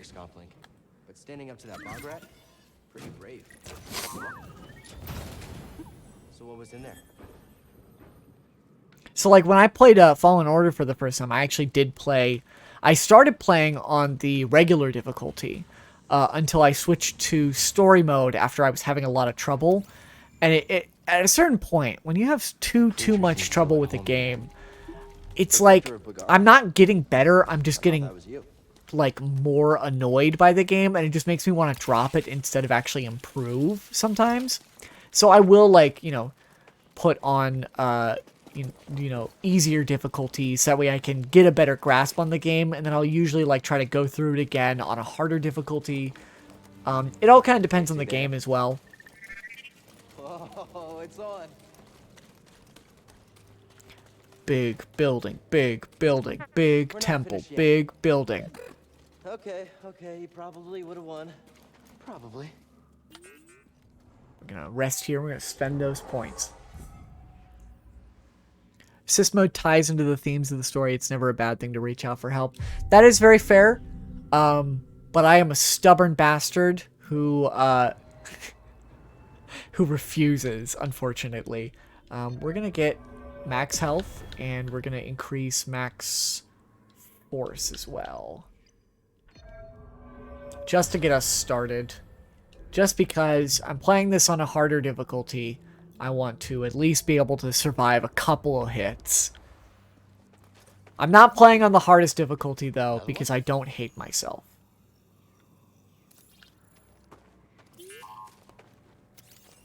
Scan that, BD. Scan it. Thanks for the help.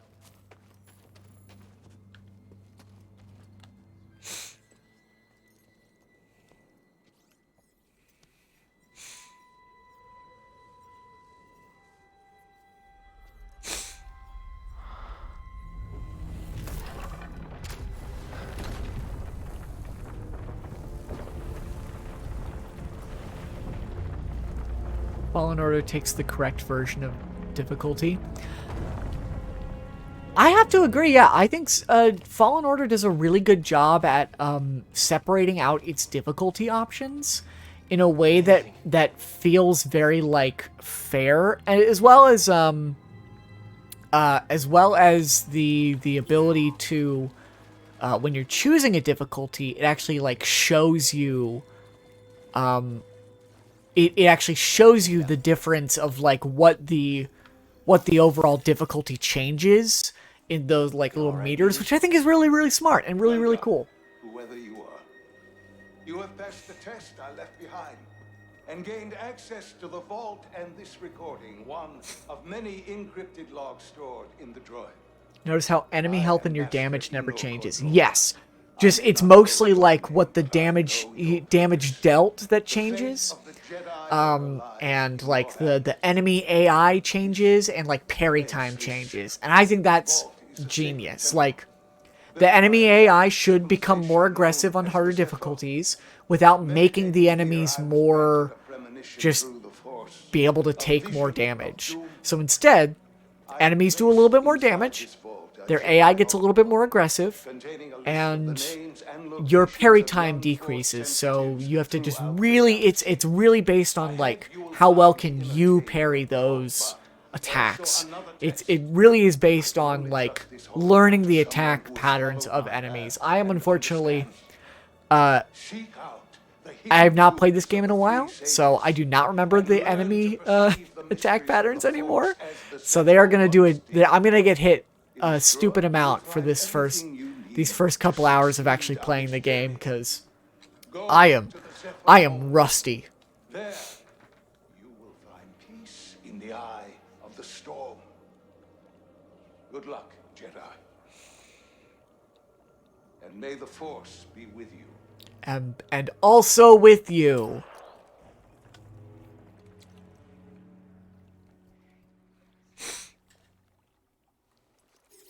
Also, I really like the characters in this game. I was very pleasantly surprised when I played this game and found myself really, really enjoying just all the characters in this. You know, I've been alone for... I like all these little quiet moments that the characters get. Without any purpose, just... And I'm really excited for the next game. I'm really, really excited for the next game because I'm excited to see these characters as well as the new characters that they're adding. George right. Maybe Steve was right. Maybe we're done hiding. And also, BD1 is the best droid ever. I have the Lego set. You want to meet some And I love him so much. friends of mine. He's sitting on top of my bookshelf right now. I can look up at him. He's watchfully watching over my office, making sure that, you know, nobody comes in.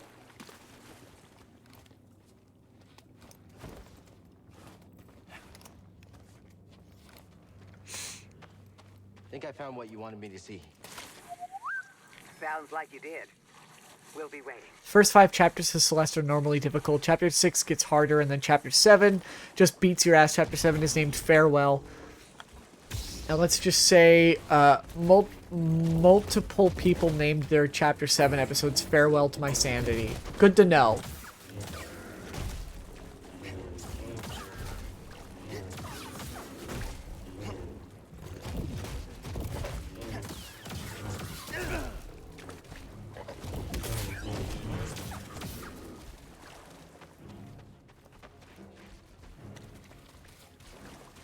Come on. Oh! I did not mean to do that.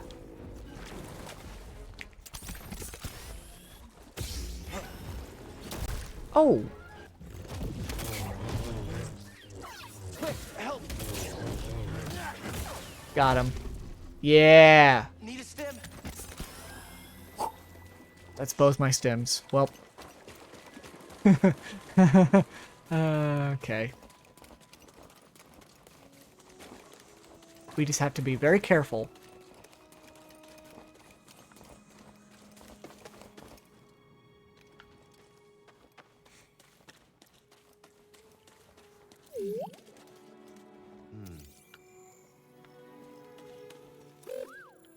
I'm looking. Yeah, I've just never really played Celeste again for the reason of I am not very good at 2D platformers. That is a good example of how bad I am at 2D platformers. I have Hollow Knight in my like my list of games that I need to beat, and I can never get around to actually beating it. I always try a new playthrough and I always get a little bit further, but then I fall off of it because I'm just so bad at it. I'm so bad at the platforming and like the combat. One of these days I'll stream Hollow Knight and I'll have somebody on with me to coach me through the game because I'm just so bad at it.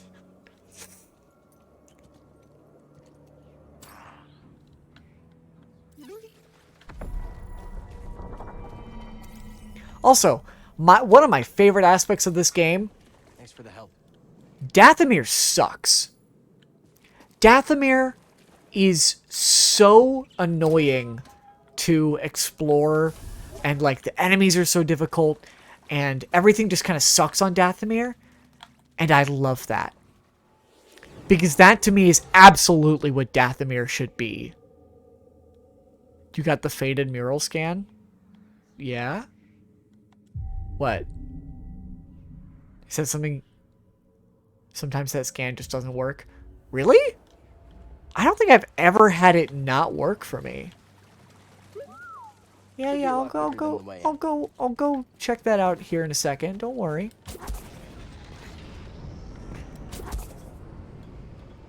What is this place?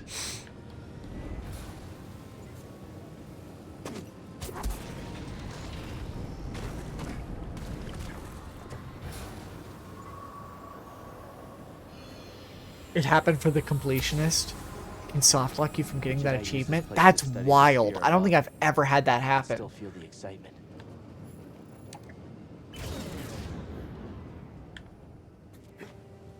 Damn, poor completionist. I've not watched the completionist in a hot second, but I do like a lot of his stuff.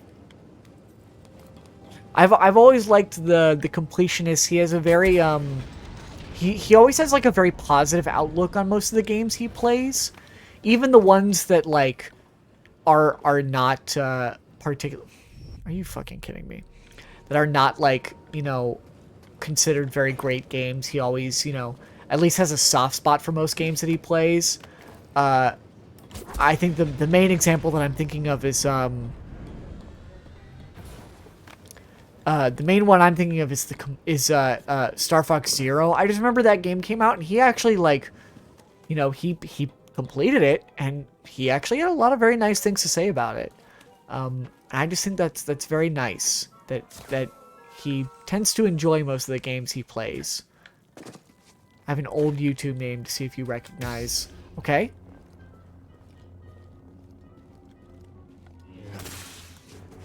Oh, Chugga Conroy, absolutely. I used to watch Chugga Conroy all the time. It smells worse than Yeah, okay, we're not gonna fight Ogdo Bogdo today. No, thank you. I loved Chugga Conroy for a very, very long time. I have not watched him in years. Mostly just because I think my taste in like, I don't really watch like a lot of Let's Play content anymore. I think the most that I do is like watch streams. But the thing that made me want to like, I wanted to be a Let's Player in high school. Like for so long. And one of the main inspirations for why was like Chugga Conroy and oh, what is his group that he plays like Mario Party with. I really loved watching them play like games together, and that made me want to play. That made me want to be like somebody who plays video games for a living. I don't really do it for a living. The Runaway Guys, that's it. I don't really do it for a living. But I do enjoy streaming a lot. He's still making videos and they're still amazing. His Splatoon 2 Let's Play was perfection. I'm still subscribed to him. I just, I don't really look at my subscription feed as much as I used to. Because I like trying to find new things to watch. So I just haven't watched him in a while. I just haven't watched.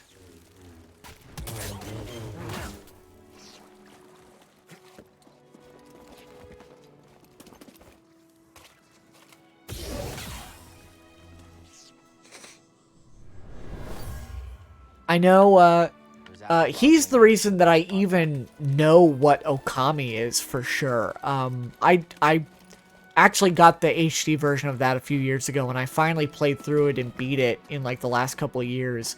What a great game. I still haven't played the sequel, Okami Den, but one day I will. Runaway Guys have a yearly charity stream now. That's cool. I remember watching, do they still do their, I just remember watching their, like, Smash Brothers, like, what is it? Their Smash Brothers like tournaments, which I still do love. It's very cool. Runaway guys. We just haven't watched them in years. Maybe I'll check them out again here soon. I started kind of going back to some of the old YouTubers I haven't watched in a while. Like I've been kind of rewatching some of Peanut Butter Gamer's stuff because I do still enjoy his videos. It's more of the fact that like you know, my humor has changed in the years that since I have watched a lot of these old YouTubers. So like I don't always have the exact same like appreciation for the jokes anymore.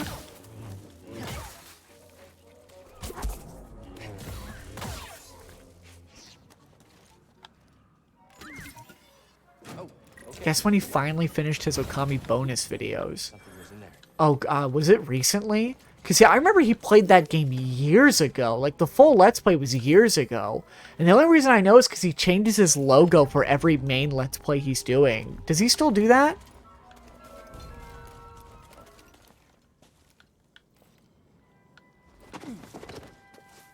Okay, now I gotta go all the way back up and around.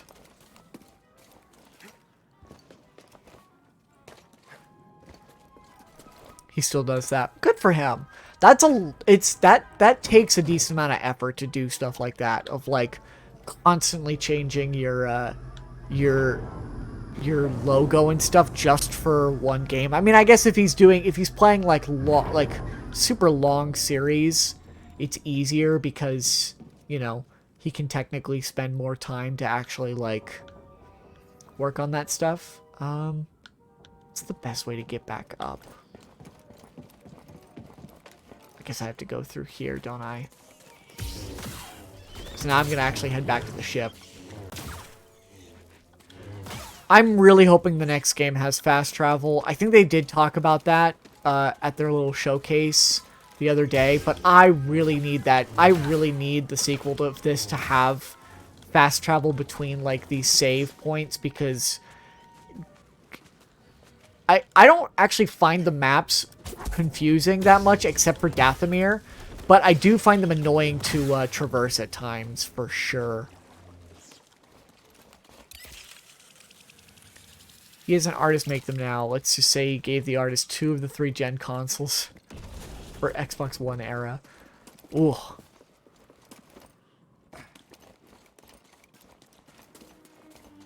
Wow. I mean, good for him. Good for that artist, too. I'm gonna run past the big frog. Leave me alone. Stop chasing me! Stop chasing me! He's still behind me. Man, I hate big smelly frogs. They're always really annoying. He's right behind me, isn't he? Shit, what's he doing? He's just staring at me. Hey, bud. You good? A little help. Good timing. Alright, bye. God, I hate that guy. What an idiot.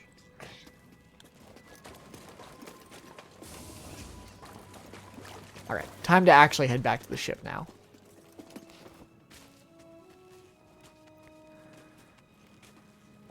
I have not watched Chuck Conroy in so long. Him and like Proton John and Nintendo Capri Sun and who's the last guy on that? They would often, it was usually just the 3 of them, isn't it?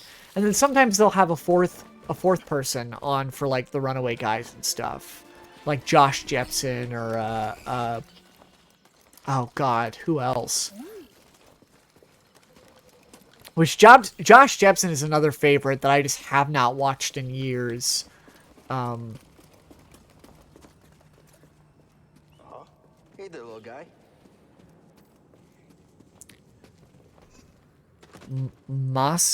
Sorry, who? Masa Anella? I actually don't recognize that name. I can't do anything with this. We will come back to this later. It's held on Proton John's Switch. Proton John doesn't really do videos anymore, does he? He really just streams now, right? Because I remember he was... Did he ever finish that Superman 64 like super long multi-part review series? What is that? Get off my sofa! Get off my sofa! Go! Get out of there! Get out! That is BD1. He's with us. I don't care who he's with. Do you have any idea how hard it is to get oil stains out of petroleum fabric? I love Grease. I'm so excited to see what Grease is up to in the next game. Calm down, Grease. He did. Same with Seer. Tell us, Cal. Seer looks pretty. I don't know if y'all have seen the trailers for the next game, but Seer looks very, very cool. What did he hide inside? A holocron from the archives. Contains a list of Force-sensitive children. The next generation of Jedi. I knew it! Oh, Cordova, you old fool. You knew him? Yes. A long time ago. I was his apprentice. Cordova was a loner. That little droid and I are probably the only ones that know about Pagano. Hold on, wait a minute. A hollow what? A holocron. A hollow what? Stores information. Greasy money, baby! Hang on, I think I have one around here. Hey, it's me, Grease! I'm the coolest guy around! Use the Force. Use the Force, Luke. Luke, use the Force. This is Master Obi-Wan Kenobi. I love that. I'm correct to report that both our Jedi Order and the Republic have fallen. This is Obi-Wan Kenobi. That list of Force sensitives, we could rebuild the Jedi Order and defeat the Empire. Hello there. Okay, no problem. Let's get it. Well, except the holocron is hidden deep inside the vault, and to get it, we have to follow Cordova's path. He mentioned something about the planet Dathomir and a Zeppo homeworld. All right, well, where are we going? I'm just asking because I was thinking of maybe making some food. I love Grease. Before we do anything, What a fun little guy. I need to know something. How come you're no longer a Jedi? I had an experience that changed my perspective. So I cut myself off from the Force. But you still want to rebuild the Order. I believe that rebuilding the Order is the best chance we have against the Empire. What do you believe? I believe I can't keep hiding from the Empire, so I don't really have a choice. Cal, as long as you're alive, you will Cal is so young here. I'm so used to seeing him now with, like, Are you with us? the stubble and everything. He's got such a baby face in this game. Dathomir Zepho, it's your choice. I'm also so excited for the customization options in the next game. Hey, Grease, what's this thing? What? You've never seen a terrarium before? Sure, but don't they usually have plants in them? Well, I've been a bit busy hauling you around the galaxy, but you know, you could pay me back with some seeds. I thought you hated nature. When it's out there, you betcha. But when it's behind a comfortably thick wall of embark glass, that's perfection. All right, I'll see if I can find any. What if he opened up the holocron and Hellraiser came out? With the new Hellraiser or original Hellraiser? Because, Smash. I mean, that would be terrible.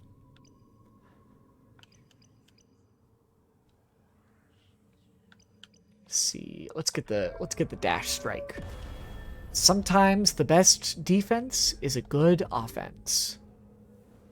And vice versa. Grease can only start complaining about Dathomir after you go there once, and I love it. He's a funny little guy. Maybe we'll go to Dathomir here in a second, just to really fuck with him. Let's see. Oh, yes. We got some new lightsaber parts.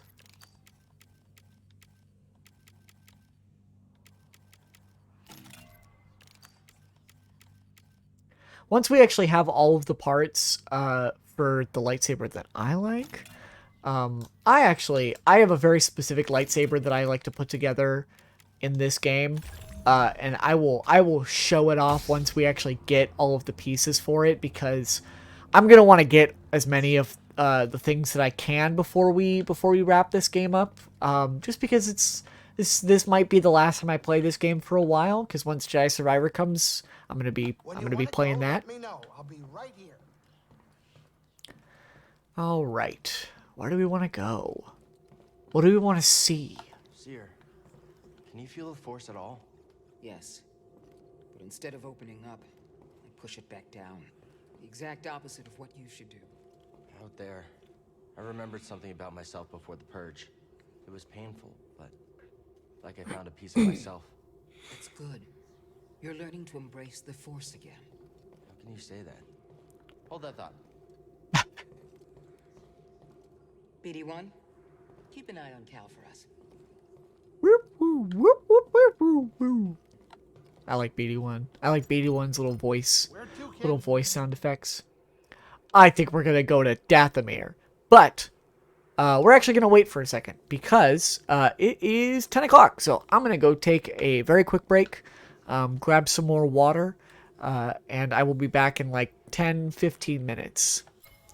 All right, see you guys. Oh, I gotta tab out of the game. There we go. All right. I will be right back.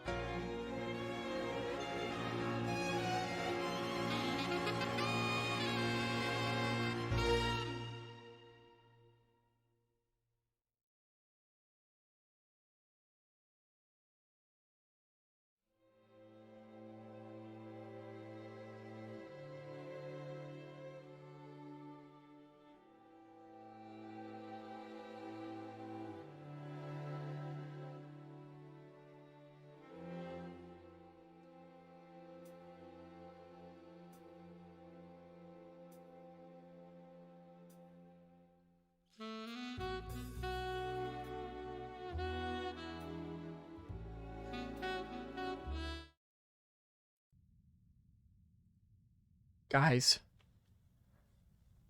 I came to a startling realization.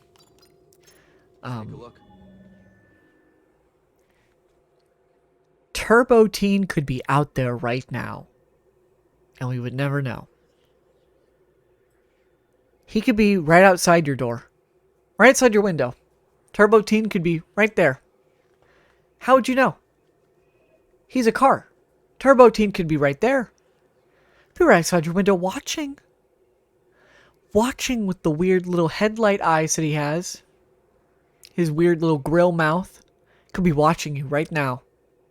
You could be, every time you get in your car to go to work, you could be getting into Turbo Teen right now. And how would we know? How would we know? He would be right there. He would be right there. And you would never, right under your nose. Right under your nose. Let's go to Dathomir. Press the wrong button.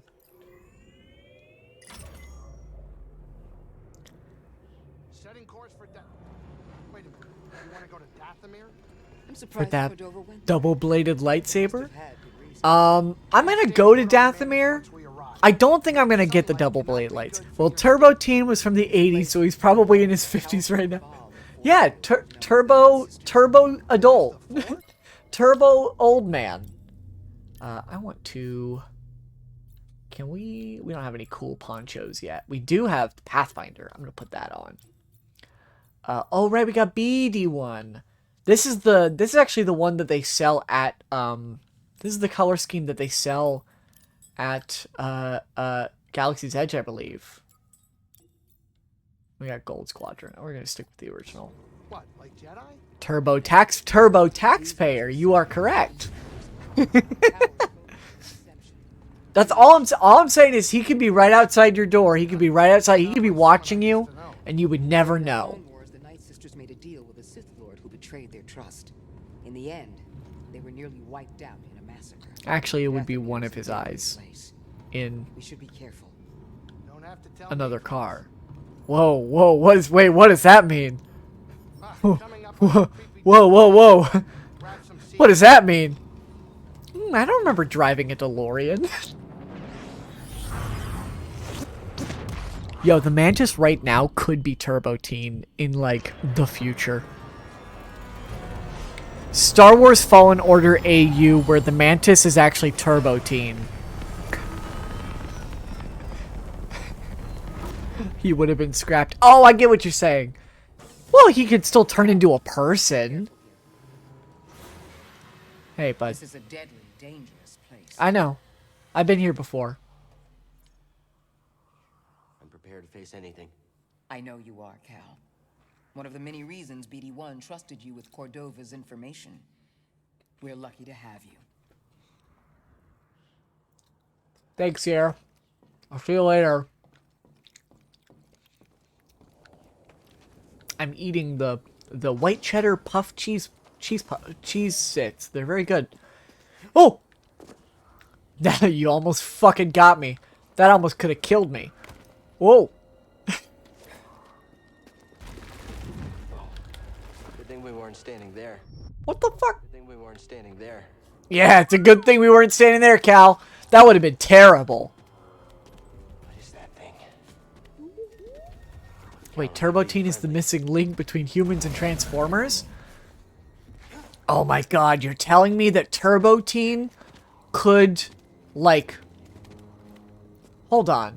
Are you telling me that Turbo Teen is the result of some weird experiment between humans and Transformers?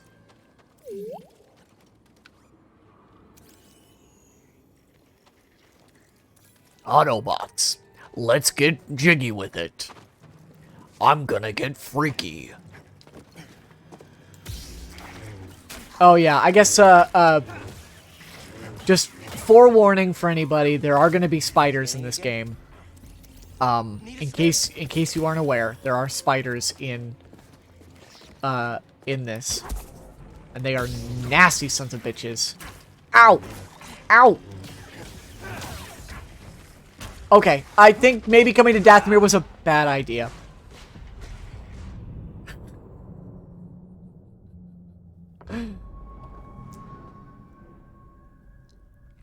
Maybe we should go to Zepho. Maybe we should go back to Zepho. Maybe we shouldn't go to Dathomir. Oh god, did I still lose that stuff? Do you know how to one-shot a spider on Kashyyyk? Yes, I do. There's a specific... Oh, what the fuck, man? Oh my god, I pressed the button.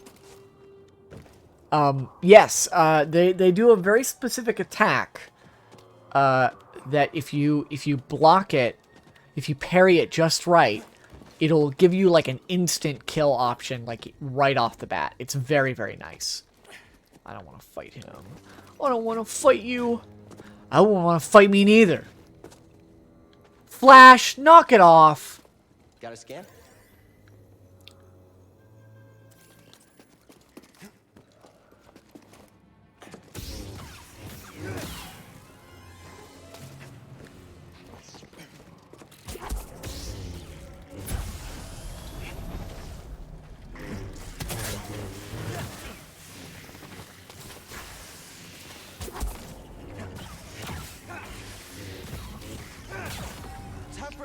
Ooh.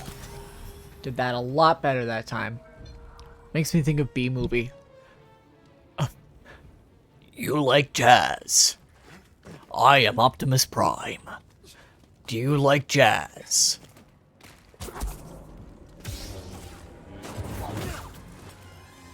Fucking got him. Didn't stand a chance. Fuck you. Fuck you, Spider-Man. Hey. Eat shit. What was in there? Oh shit, wait. Oh, I love Yavin Prime. Fuck yeah, we're gonna equip Yavin Prime. I love this rusty old droid look. It's so cool. You know what? One mod that I think would be very cool for this game is just a randomizer for all the items that you get as you play through. I think that would definitely help a lot with replaying through, is getting different customization options while replaying.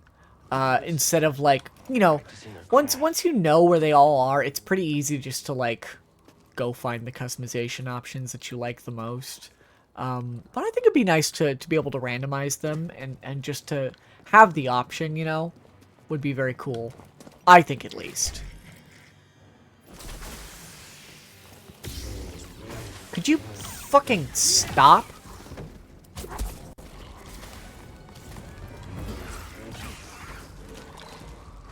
You missed him.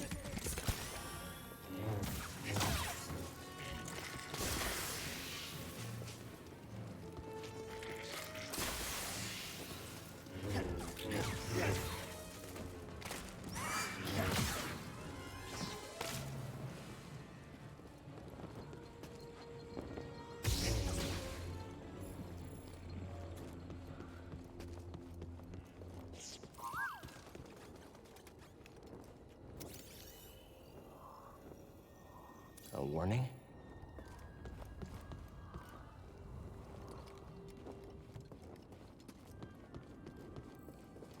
I don't think I'm going to be able to go for the double-bladed lightsaber, specifically because it is kind of hard to get, as well as I do not feel like trying to fight those Knight Brothers that you have to pass through just to go get them.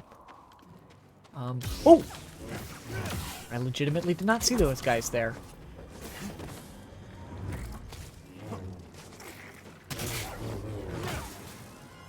Nice. I could not see what I was doing there for a second, so I was very glad that worked out. Oh my god. I do not want to fight that guy.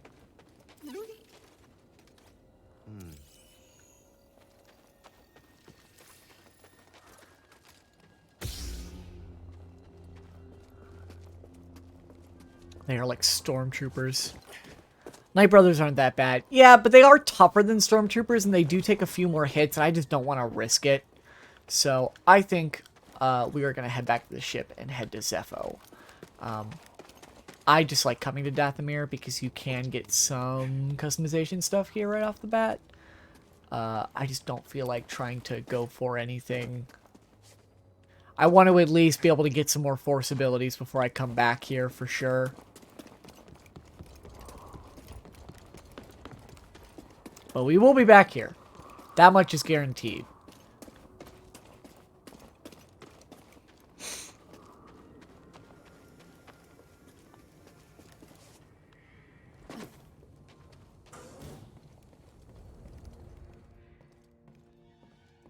Hey, Grease, you were right. This place sucks. Let's go.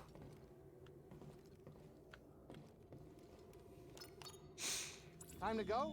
Great. Hate sitting around like this.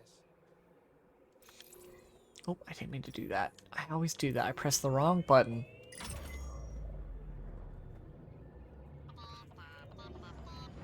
But what is that thing saying? I don't know why people have droids. Tell that to him. He can understand. Hey, be nice to BD1. Look, I didn't mean anything by it. Droids just freak me out. What doesn't? You sound like an imp. They deactivate droids just because they can. That makes him one of us. Yeah. Oh, tough break. I take it back. You're all right, buddy. We're bonding. Wow. Kid, sit down. We're here.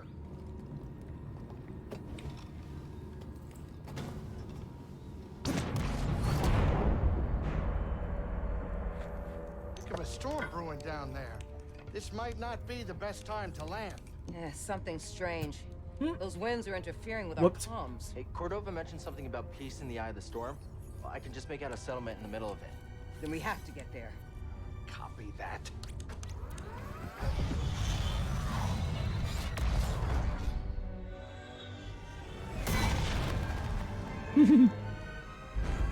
Where are we going? And tell me why it's not Dathomir. It's one of his random lines he can say during location selection. I love that. Can you tell that bucket of balls to keep his opinion to himself? I'm sure everything's under control. If it's under control, it's just a little tricky. I mean, Grease is right to hate Dathomir. The place does suck. They have a giant bat there. Hold on.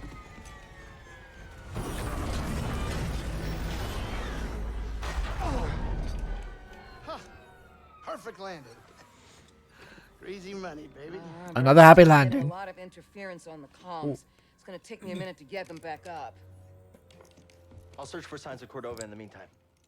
Good. I hate that you killed the bat in a Practice. cutscene. Yeah.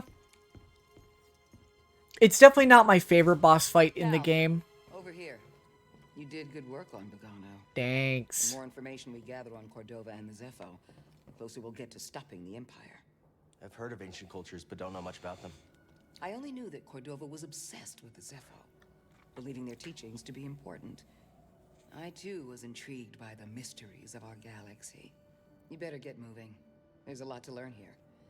Good luck.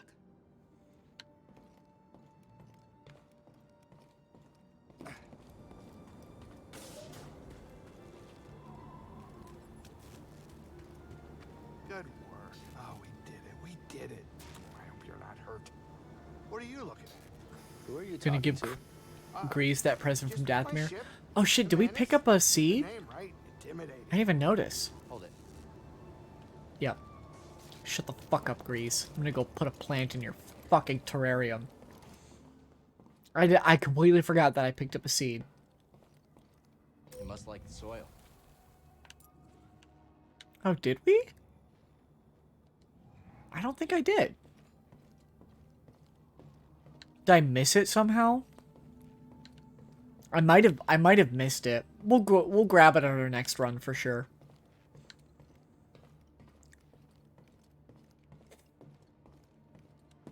But I see a treasure chest over here.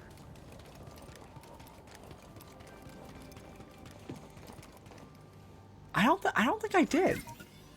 Come back here. So what was in there? Oh wait, I do like Blue Leader. So many good customization options. I am so excited. I keep saying it, but I really am so excited for all the customization options that are coming in the next game as well.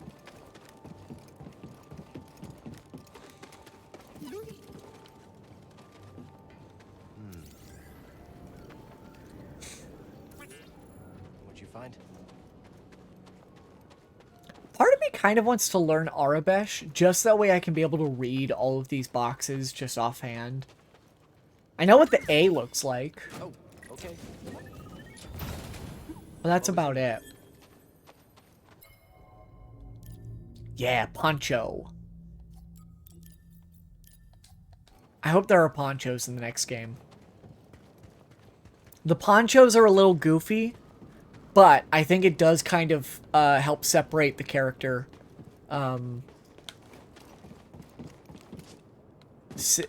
think it helps separate the character from other Star Wars designs. I don't know. I just think the ponchos, like, it's goofy, but I think it works. At least some of them work. I don't like all of the poncho options in this game. Watch out, BD. You don't look friendly. Oh, that was stupid. Why did I do that?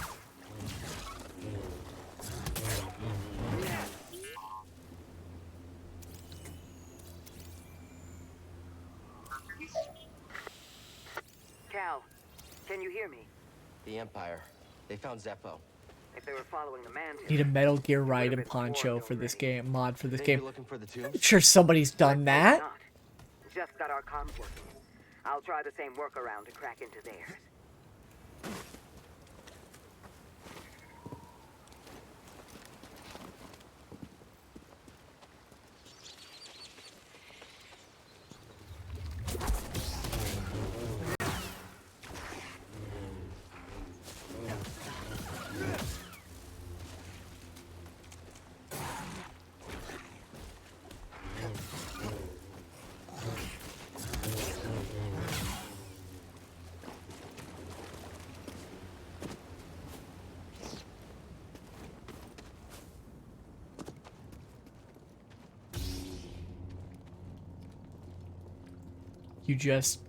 I just what?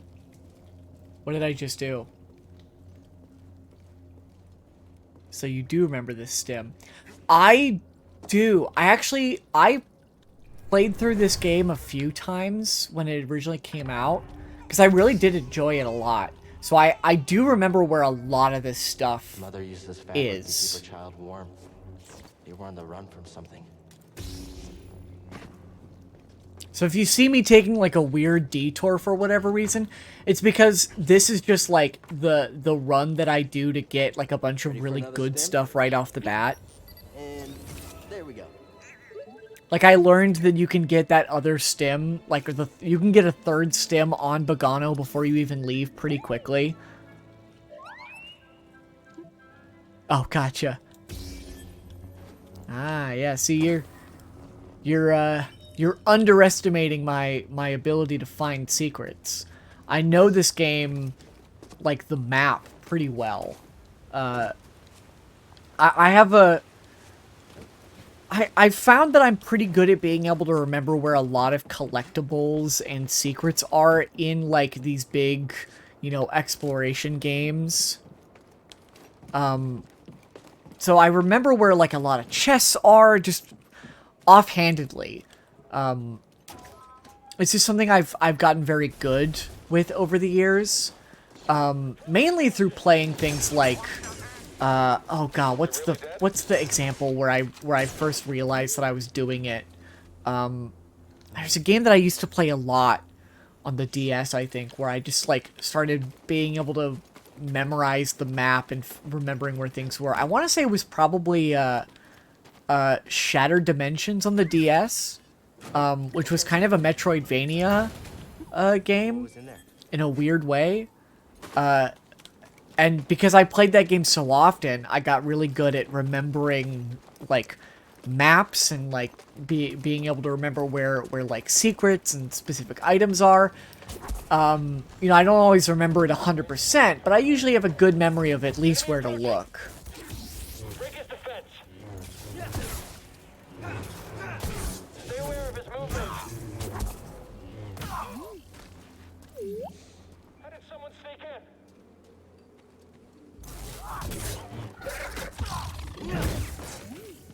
Oh wait, I'm excited for 2 games this year. Oh, what game?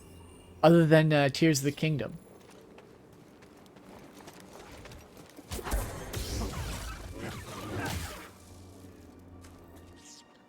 Have you heard of Ghost Trick Phantom?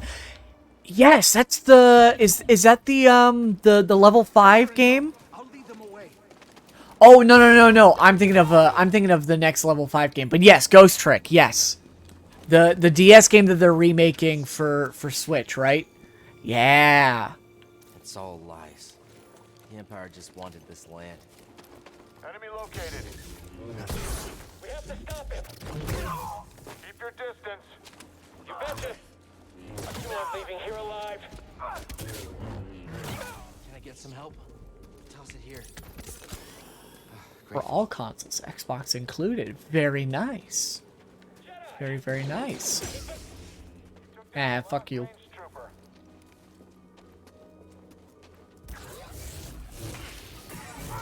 Oh, I hate these guys. Okay.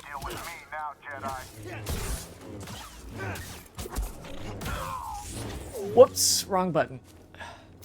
Scan him. Good job. Beep, beep. Oh.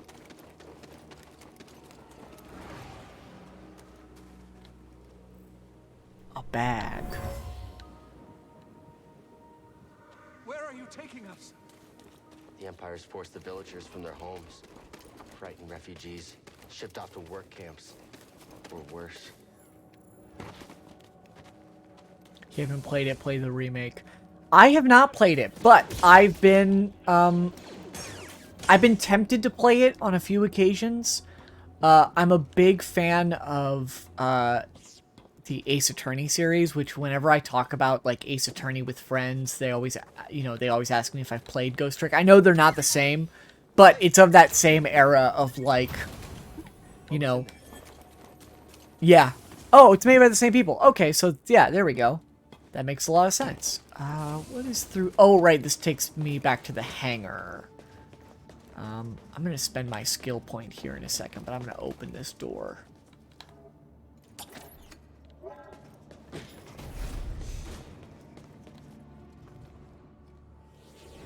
It's more of a puzzle game. Yeah, I've seen some of the gameplay. It definitely looks more puzzle solvy than like the traditional like what you expect out of Ace Attorney, which is definitely much more of a visual novel with some light puzzling elements on it, but I've been stewing on an idea for an Ace Attorney-like game where the I'm gonna do the superior blocking, where the actual like investigation gameplay is more of a like Daredevil, like beat 'em up style thing.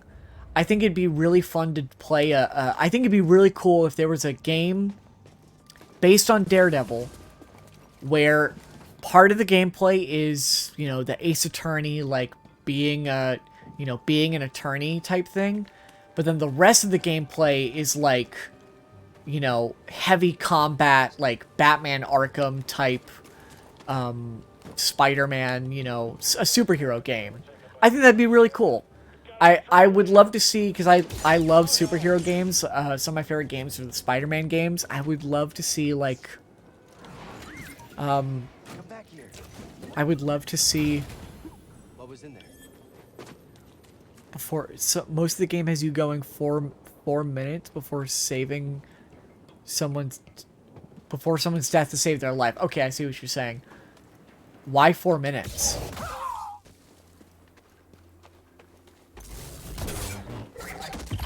Yeah, that's like the best game idea ever. Right? Wouldn't it be fun to have to be playing a video game where the main, like, so you're doing the Ace Attorney stuff like in the court, but then the investigation stuff is replaced with like maybe like an open area explorable crime scene while you're also like fighting people. Like, that's the best way that I can describe it off the top of my head. That would be really, really fun, I think. I would love to play a Daredevil game with those elements. Because I feel like if you take out the law aspect of Daredevil, you just have a beat 'em up, right? Like, just go play Sifu then, at that point, if that makes any sense.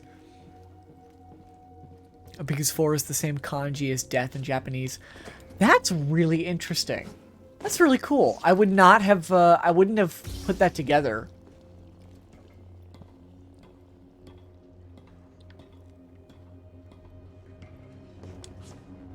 Oh, you know what? What I was just thinking about? One of the things I'm really excited about in the next, in Jedi Survivor, since you know, trying to get us back on the topic of the game that we're currently playing, I'm actually gonna switch to this. There we go. I'm really excited for the new, like, combat forms in the game. Specifically, the blaster lightsaber combat style, where you wield both a blaster and a lightsaber as you're fighting.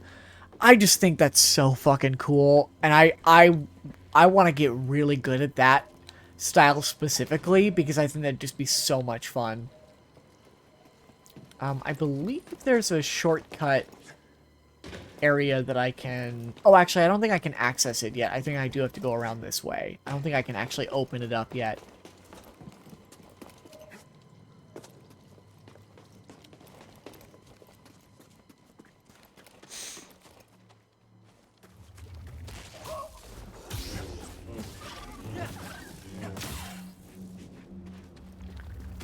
Ah! That was stupid. I completely forgot that guy was there.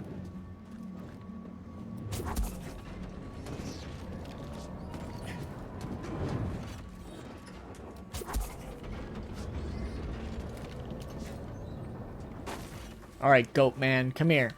That looks like a problem.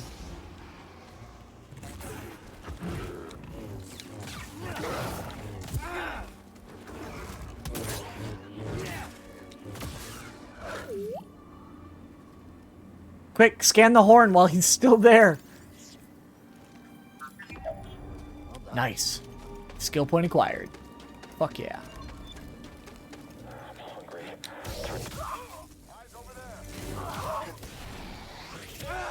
Oh, I dodged into it. Oh, you motherfucker.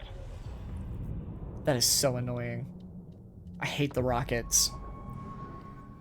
The one thing I do find annoying that I really hope that the next game doesn't do is not having some of the force abilities right off the bat gets really, really tedious.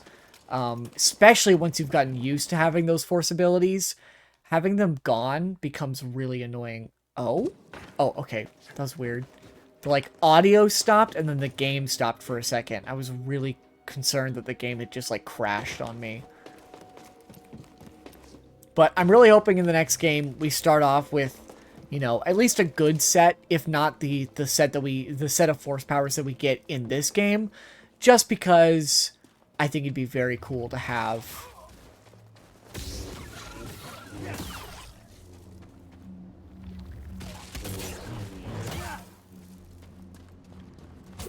Whoops, too early.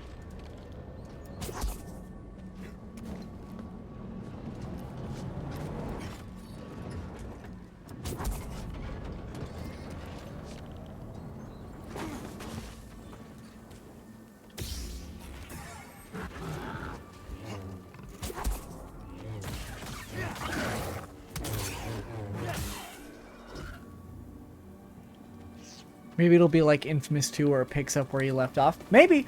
I wouldn't be surprised. I think more games like this should be using, like, save features.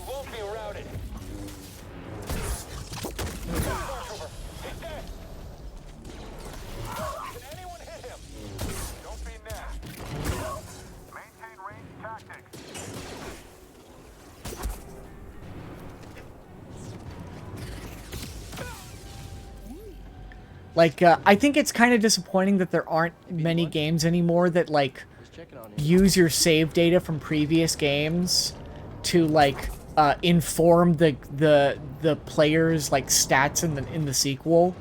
I was talking about it about, like, Breath of the Wild and Tears of the Kingdom. Like, you know, what's going to carry over from those two games. Because I think it would be really cool if, like, things like, you know, if you bought the house in Breath of the Wild, if you still have access to the house in Tears of the Kingdom, or, like, will you have to buy it? Or is the game going to assume that you've already bought the game, right?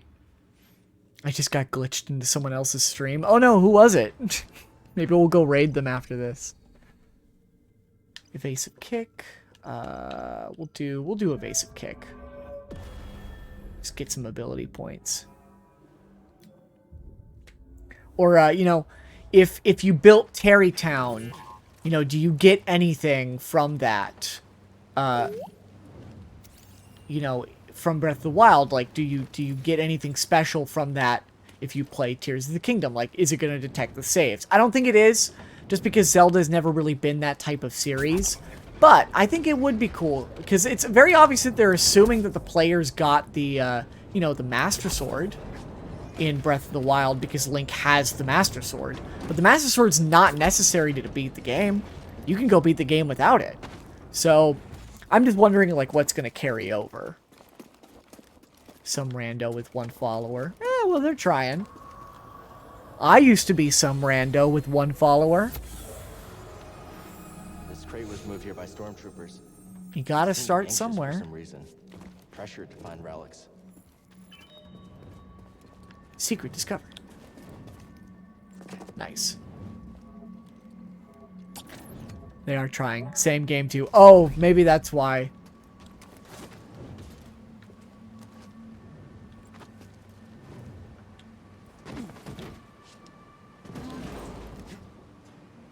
All right. Whoa. That's gotta be one of the Zepho. Guess we're on the right track, huh, BD? Hey guys, what's up?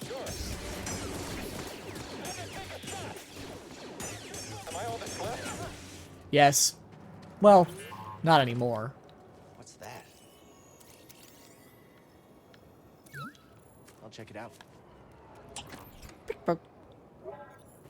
War?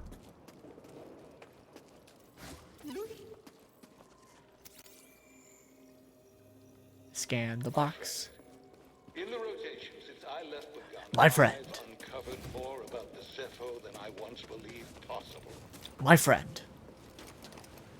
It's me, Eno Cordova. My friend. Get him already. You're mine. Oh, that's a bit of lag. How much do you know about the bounty hunters? Like bounty hunters in general, or the bounty hunters in this game?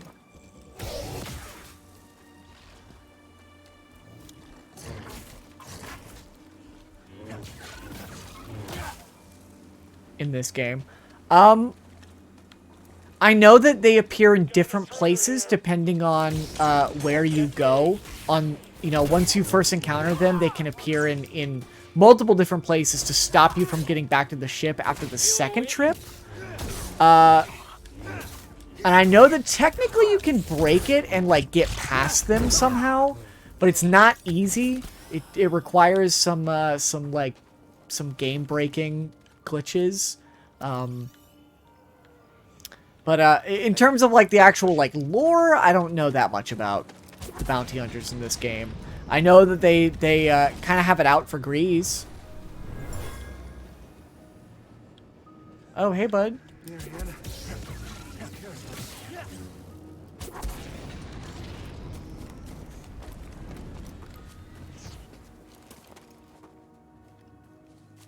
We'll have to come back. I want to get in there as soon as we can. And in there too. We can't get in there either.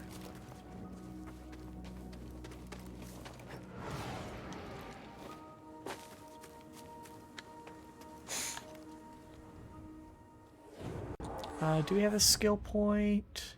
We do not, but we're close. Do you know the names are always different after you kill them? Yes, I did kind of notice that, just in my various playthroughs, that, like, you're never fighting the same bounty hunters. They're always different. Which is a very nice detail. It's very nice attention to... Can I not scan him? I walked over him, now I can't scan him. Damn it. I'll have to find another one.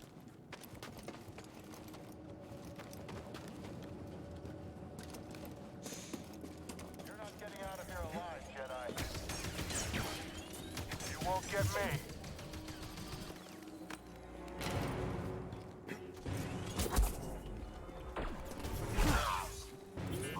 There we go. Do you know what locations they originally spawn in? I'm looking.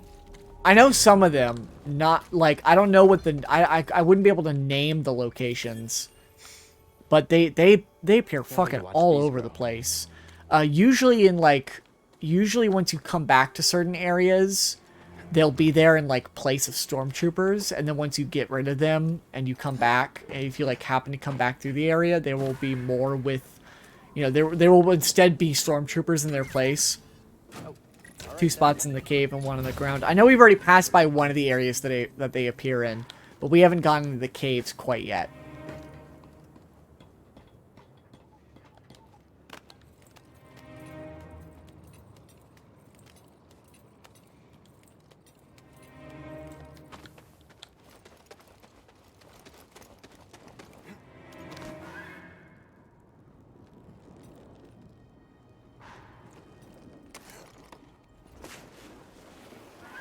Da, da, da.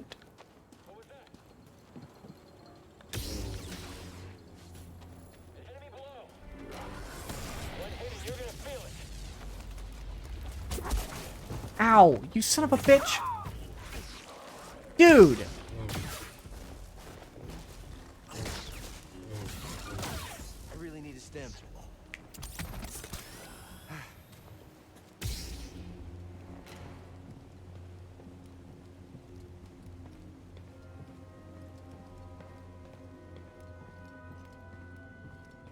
I love using the lightsaber as a flashlight. It's so cool.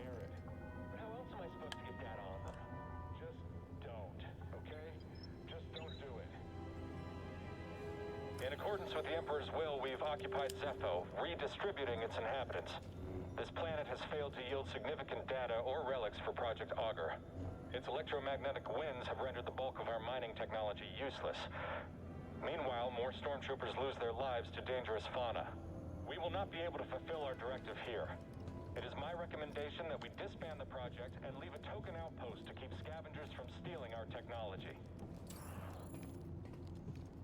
Do we know what Project Augur is? You know, I've played this game a few times, and I still was never entirely sure what Project Augur was.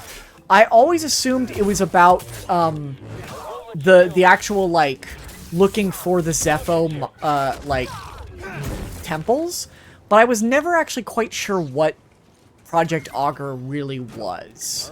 Like what the details of it. I'm sure if I were to actually like sit down and read some of the lore that you get, and like some of the like memories that you find, I'm sure how did that kill me? I'm sure I would be able to like figure it out. Oh my god, dude.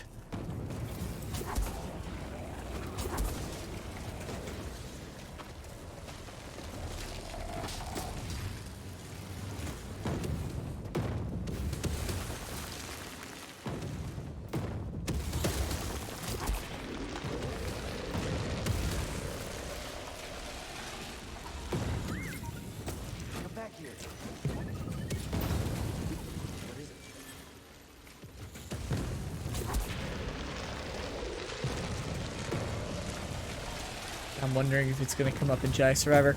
I mean, we'll see. I'm honestly not sure how much of the Zepho project and like other stuff is going to come up in Jedi Survivor, mainly just because Jedi Survivor, like the plot of Fallen Order doesn't really leave as many threads to follow. I'm not going to worry about that. I'll wait till I have the double jump to come back and do that. I know I can do it now. Oh, actually, there's a save point right here. I can try it. And I'm wondering if it's... Luke is so stupid. What? are you bringing up Luke again? What does Luke have to do with anything? What's Luke got to do? Got to do with it? What's Luke got to do?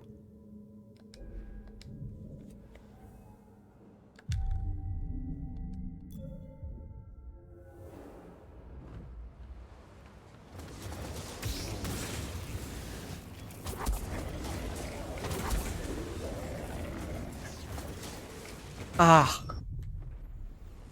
It is really tough to make that without the double jump. But I'm gonna try.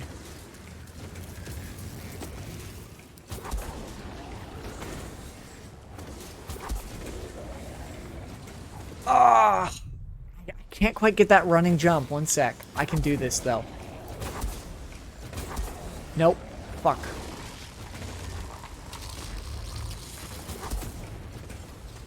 Whoops. Nope.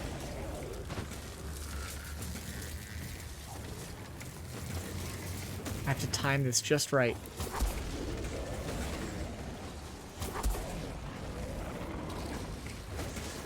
Oh, come on. I know you can. I know I can make it. I've done this before. Ah, it's so close.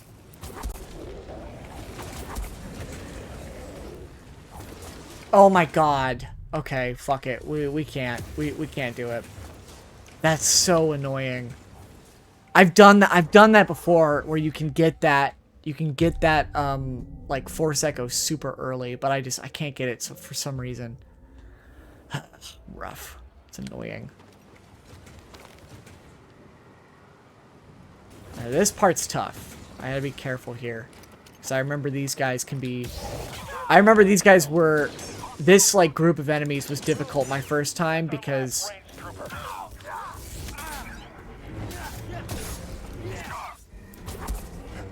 Let's try to knock him out. Copy.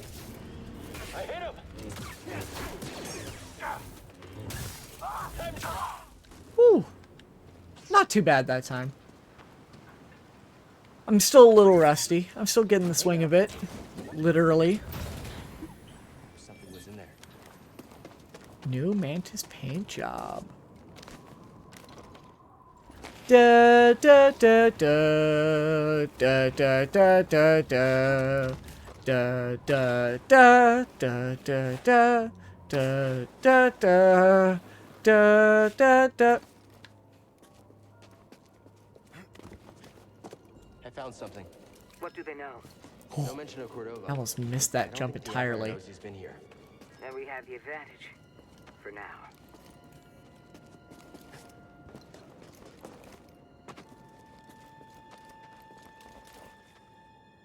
Whoa. This is a waste of time. What is Crane playing at? Impossible that anything useful is in here.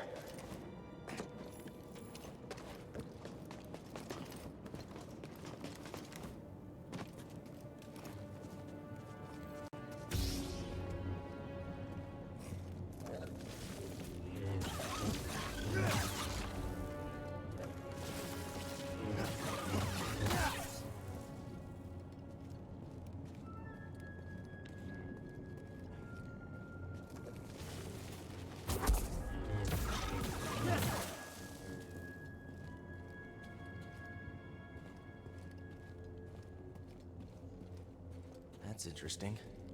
We're on the right track. Yeah, I agree.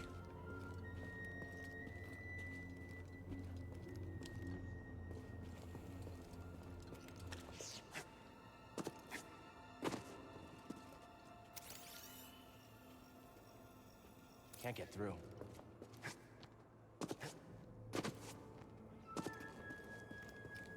There's a storm up ahead.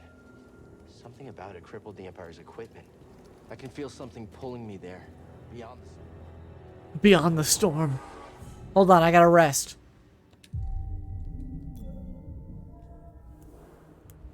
Follow it. Let the Force sharpen your instincts. All right. I'll do my best. Andros won't have his way with me. Oh my god. So this isn't really a spoiler because it's not like a major plot of the movie, but towards the beginning of the Mario Brothers movie, we see the interior of Mario's bedroom, and he has a TV that on top of the TV is a little model Arwing. And when I saw that, I went, what the fucking Arwing? I probably annoyed the shit out of my girlfriend, but I was like, it's the fucking, oh my god, it's Arwing from Star Fox, oh my god! So fucking annoying. But I couldn't help myself. I was literally talking about Star Fox the day before we saw the movie, because I was talking about how much I miss Star Fox.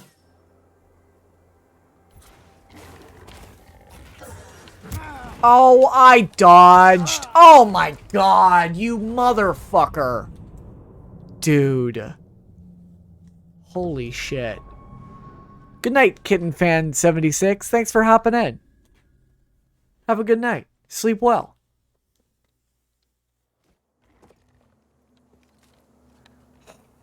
This fucker. This fucking goat, man. That really gets my goat. Oh my god, they do so much damage. What the fuck is up with that? Come on. Oh, shit. Dude, I dodged. Oh my god. These goats got fucking hands.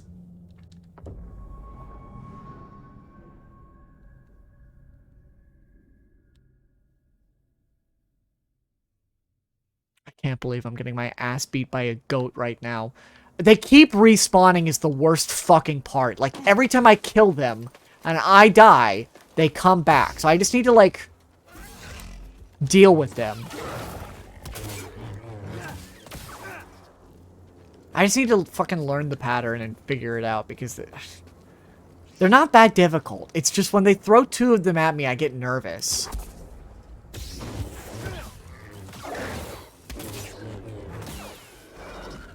Like, when they throw more than one at me, I just get nervous.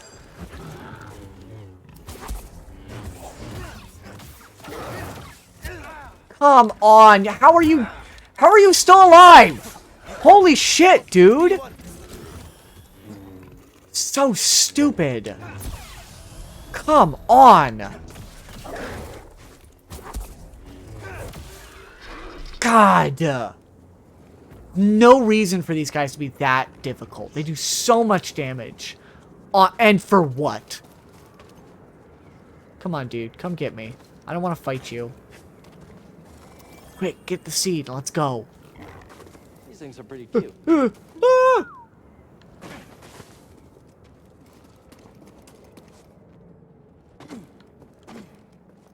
that goat doesn't follow me.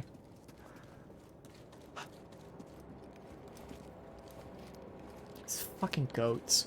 How are those stormtroopers easier than the goats? Actually, that's a stupid question. How are the, like, big fucking metal guys that you fight in here easier than the goats? Do that before. Yeah, it's incredible.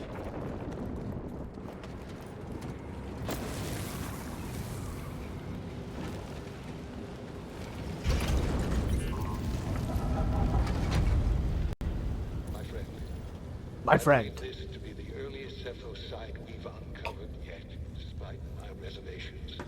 I cannot chase the Bogano fault from my mind. Its visions shape the direction of an entire culture. I must understand why. Thanks, Dad.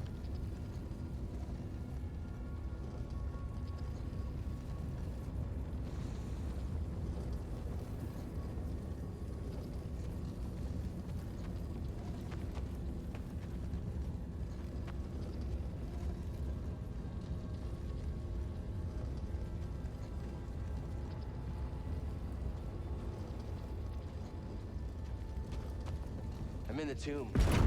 It's massive. And the Empire? No sign of them down here. What about Cordova? Still not sure what I'm supposed to find. He's a little Eccentric?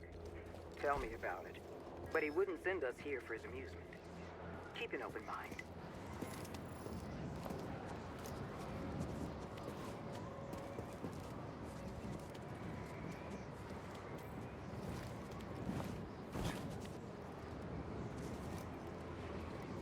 Did you see that?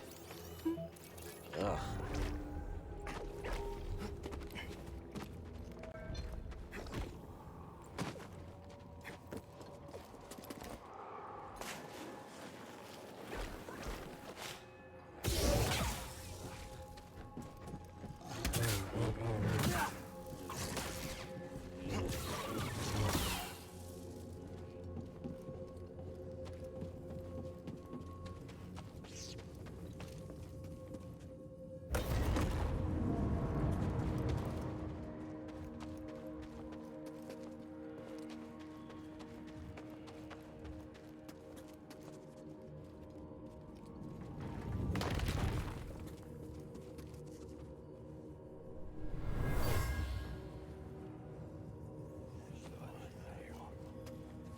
It's not just wind rippling through these chimes.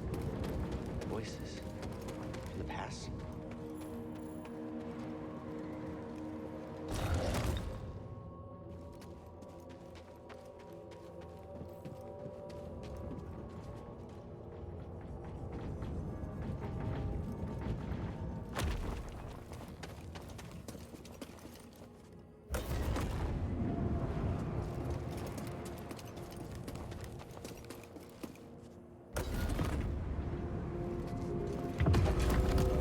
Whoa!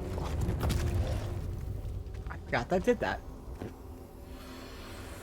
I definitely never did that puzzle when I first played this game. I didn't even know it was here until like much later. I think they were training Force users. But now here I am. A little puzzly guy. Don't do it! I just know. I know. They're so annoying.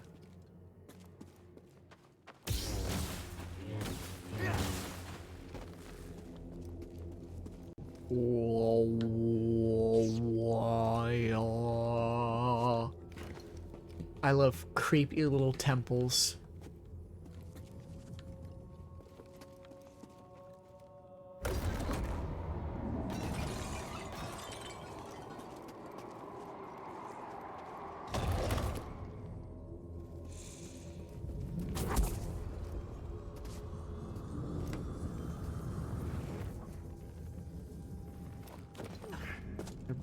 I was seriously worried I wasn't gonna make that. Okay. Meditate.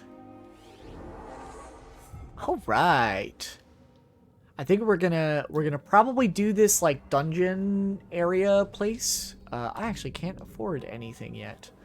And then that is where we're gonna end it off. So once we're done with this like temple, and we get out, that should be the end. We should be wrapping up after that. I just want to make sure I'm not gonna miss anything. Let's go fucking fight a robot.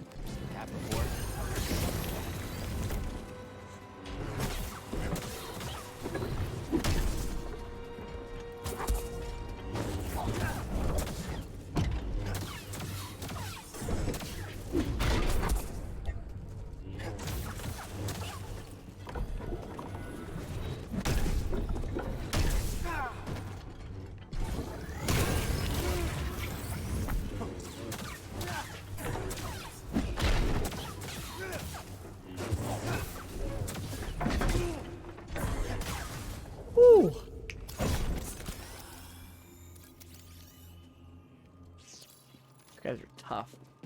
They take a lot of damage. Okay.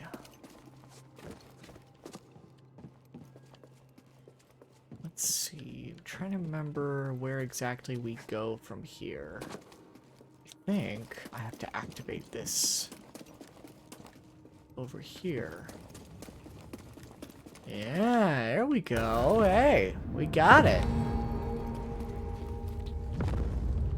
Now we got platforms to jump on and about and over and up and down and around and break pots like it's a Zelda game or a Dragon Quest game.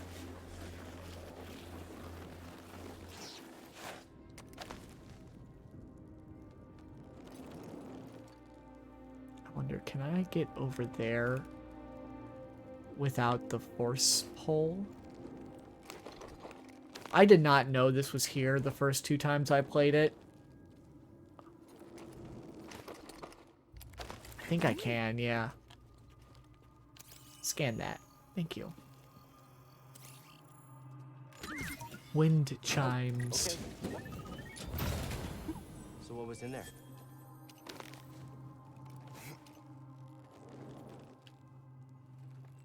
Oh. Okay, yeah, I can do this without the force pull. Nice. Ooh, I feel like I'm playing Tomb Raider with the rope mechanics swinging around, wall running. It really is Tomb Raider. That's wild. Or if you were me as a kid, called it Tomb Raider, because I didn't know the difference. Oh, this part always got me the first, like, 2 times. My first playthrough, this jump, I could never get. It took me so long. Let's see if I can get it. Second try, there we go.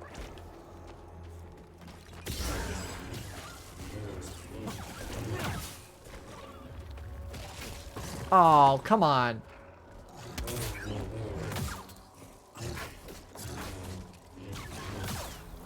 Oh, these enemies do so much damage. Woo! I almost missed that. I forgot about the jumps. Some help here, BD1?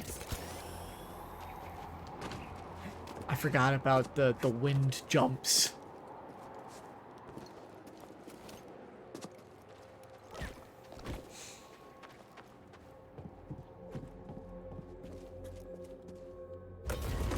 Ugh. Guess a lightsaber can't solve everything. Oh, what? That's so stupid. That was so dumb.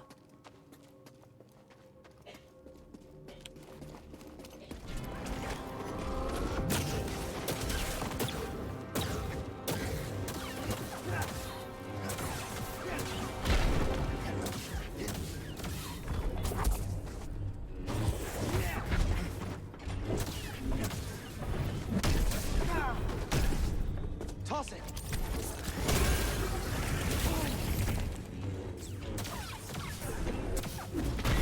Oh, what? Come on. I dodged. I was not even remotely close to that guy. So fucking stupid. This game really gets on my nerves sometimes with the combat. It's really annoying. I really hope I hit a save point soon because I really am running out of stims here. It's been a while since I played on this hard of a difficulty. I'm really hoping it doesn't give me too much more trouble.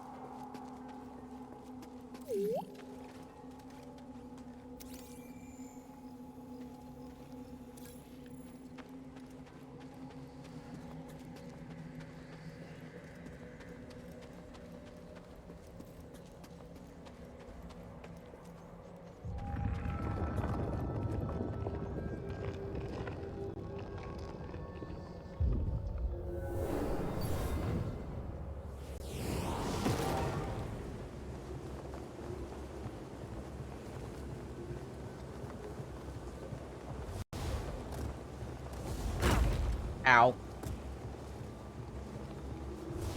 Dodge! Ow!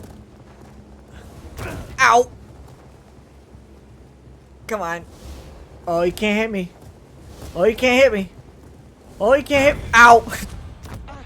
Focus. The Jedi do not seek aggression, but we stand against it. The Force is there to shield us. The obstacles in your path define the path. What stands in the way becomes the way. Now, try again. Good. Continue.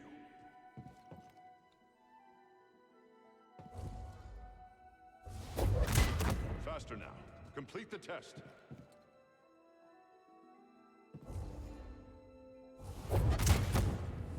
Thanks, Travis Willingham. Thank you. That's Travis Willingham. He plays Thor in the Avengers game and in a lot of other things. He's also the voice of Knuckles Echidna.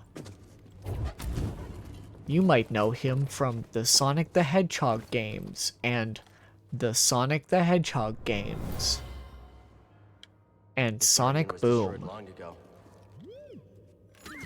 But not Sonic the Hedgehog 2 the movie, because that one's Idris Elba.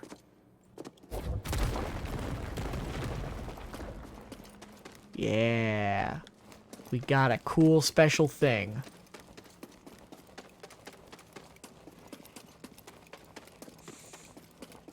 I love this fucking room. Look at this tree carving.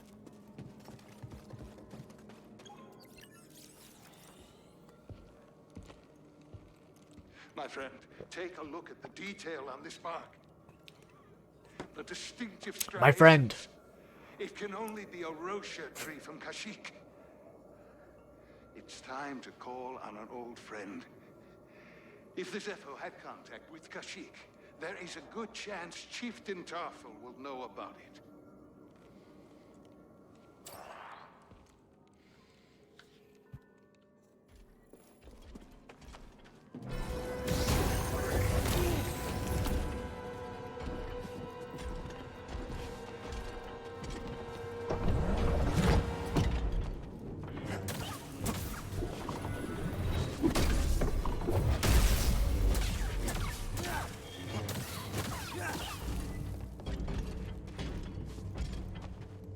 Do it again. Come on.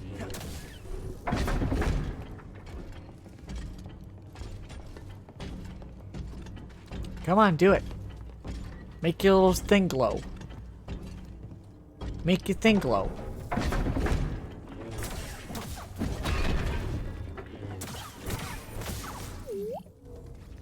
He didn't do it. He didn't make his chest thing glow like an Iron Man guy. He's the fucking worst. And we're back out here. We're gonna have to rest again for sure. New skills. Fuck yeah. There we go. Now we got some stuff. We are gonna use this first one to just increase our life. And then on subsequent level ups, we will just grab some other extra stuff. I don't think there's anything else in here for us at the moment.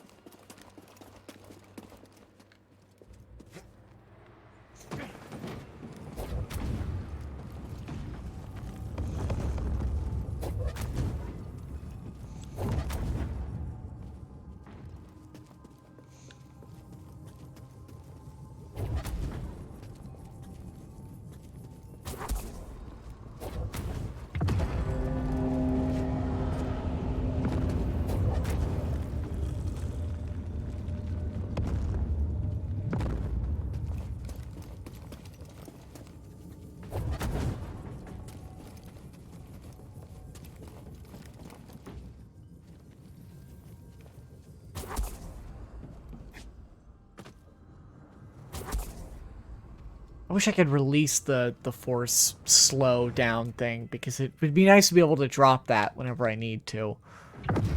But alas, it does not do that. Oh, all right then. Something was in there. Nice bomb grass. I love the This relic music. is extremely old, but I get the sense it was part of some type of training ritual for Zepho Force users.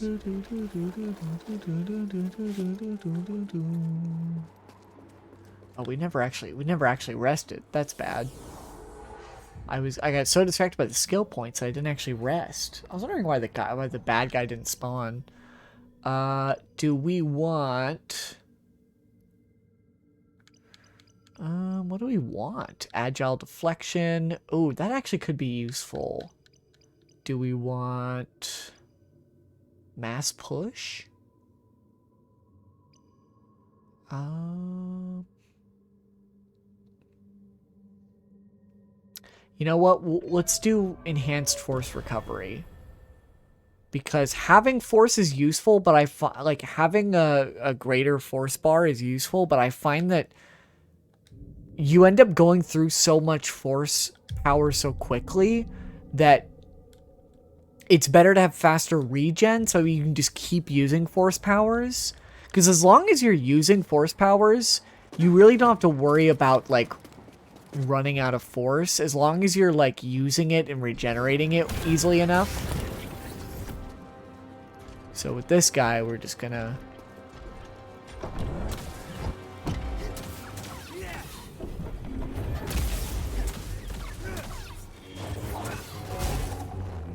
Got him. That's what we want. Ah, fuck yeah. I love some of those, like, finishing cutscenes. Oh, they're so cool. That's how you know you've, like, fucking nailed that encounter with that enemy, because you get those sick-ass, like, disarm, and, like, just slicing in half cutscenes instead of, like, the regular deaths. So fucking cool. Those guys are easy, because for the most part, you just have to, like... push their hearts out, and then just keep hitting them until they're dead. And if you can get them while their hearts are out, then you get those cool little cutscenes. It's very nice.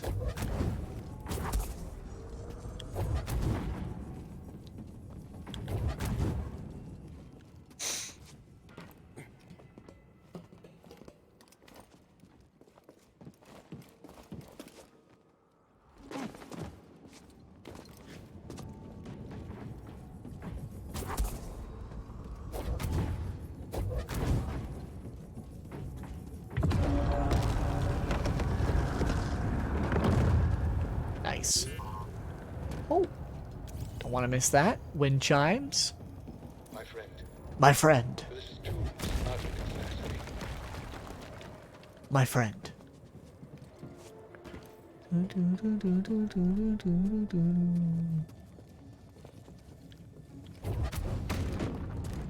Oh.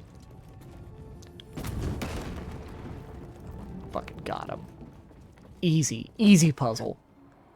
I'm like a puzzle-solving genius. Alright. Go that way. There's a way to get up there, isn't there? I'm trying to remember.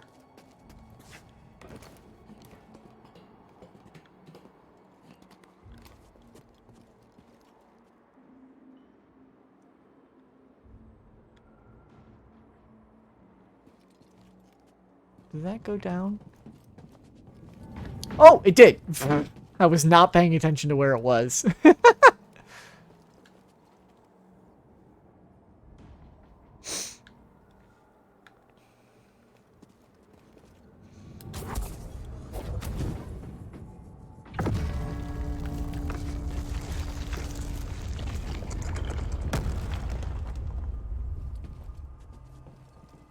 Like, I'm pretty sure there's a way to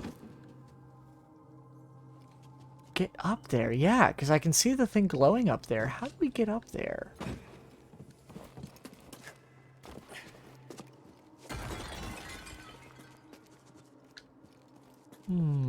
Let's try coming back down this way.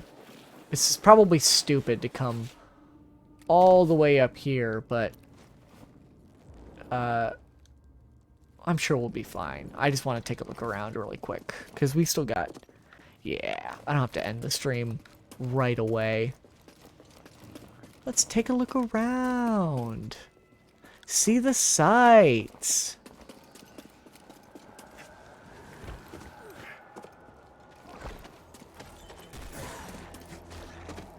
See ya, fucker. Stupid.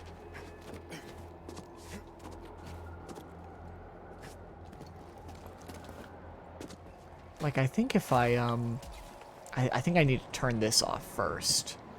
Because I'm pretty sure I can... Oh wait, no, I don't need to turn it off. I can, do this. Yeah.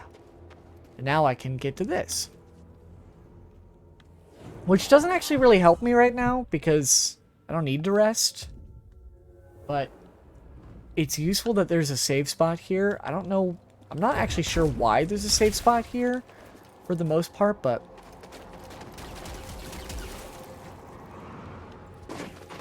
I'm trying to remember how you get...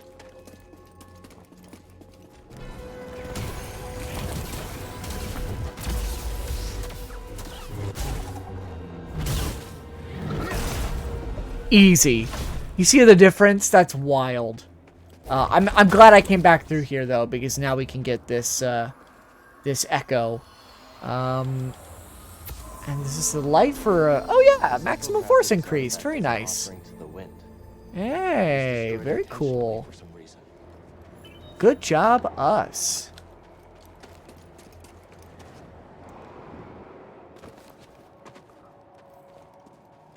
I did it. I did it. I did it. Aren't you proud of me, Dad? Aren't you proud of me, Travis Willingham? My space dad? My space dad, who I definitely don't have really bad negative emotions tied to due to circumstances beyond my control. There is a way to get up there. Oh, I don't remember how to get up there though. Hold on, let me check the map. I have not actually looked at the map in a hot second. Oh, right, there's that fucking wall literally to our right. We went all the way around, not for nothing, because we got some good stuff out of it, but we went all the way around for, like, no reason. For, like, the wrong thing entirely, because this is how we get up there. I cannot believe I forgot about that. Because it's literally right there in front of our faces, too.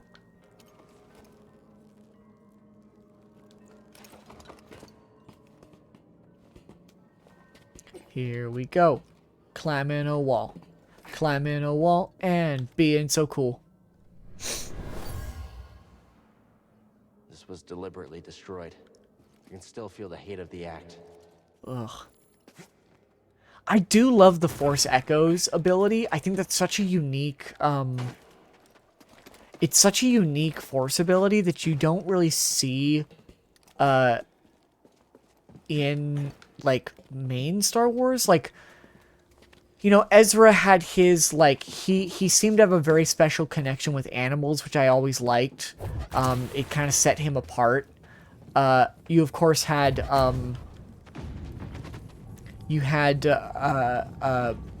Rey did have some Force Echo abilities as well, but not as prominent as the ones in this game, in my opinion. I like it because it definitely just feels very much like a game mechanic in this.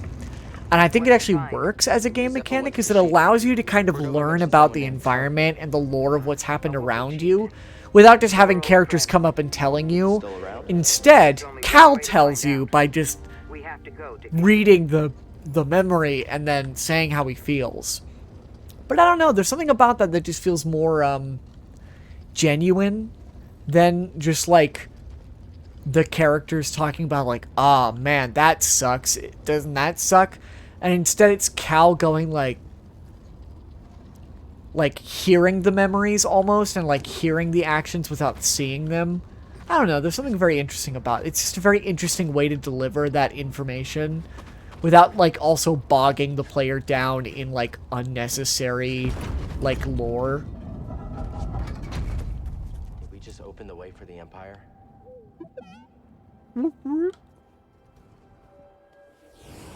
Thank you, BD1. Thank you very much. My voice is cracking. I don't know why. All right. Well, I think we did a lot in this stream. We got through first, like, that's the first main Zepho encounter. We got our first, like, major power. We got BD1. We kind of got the game going.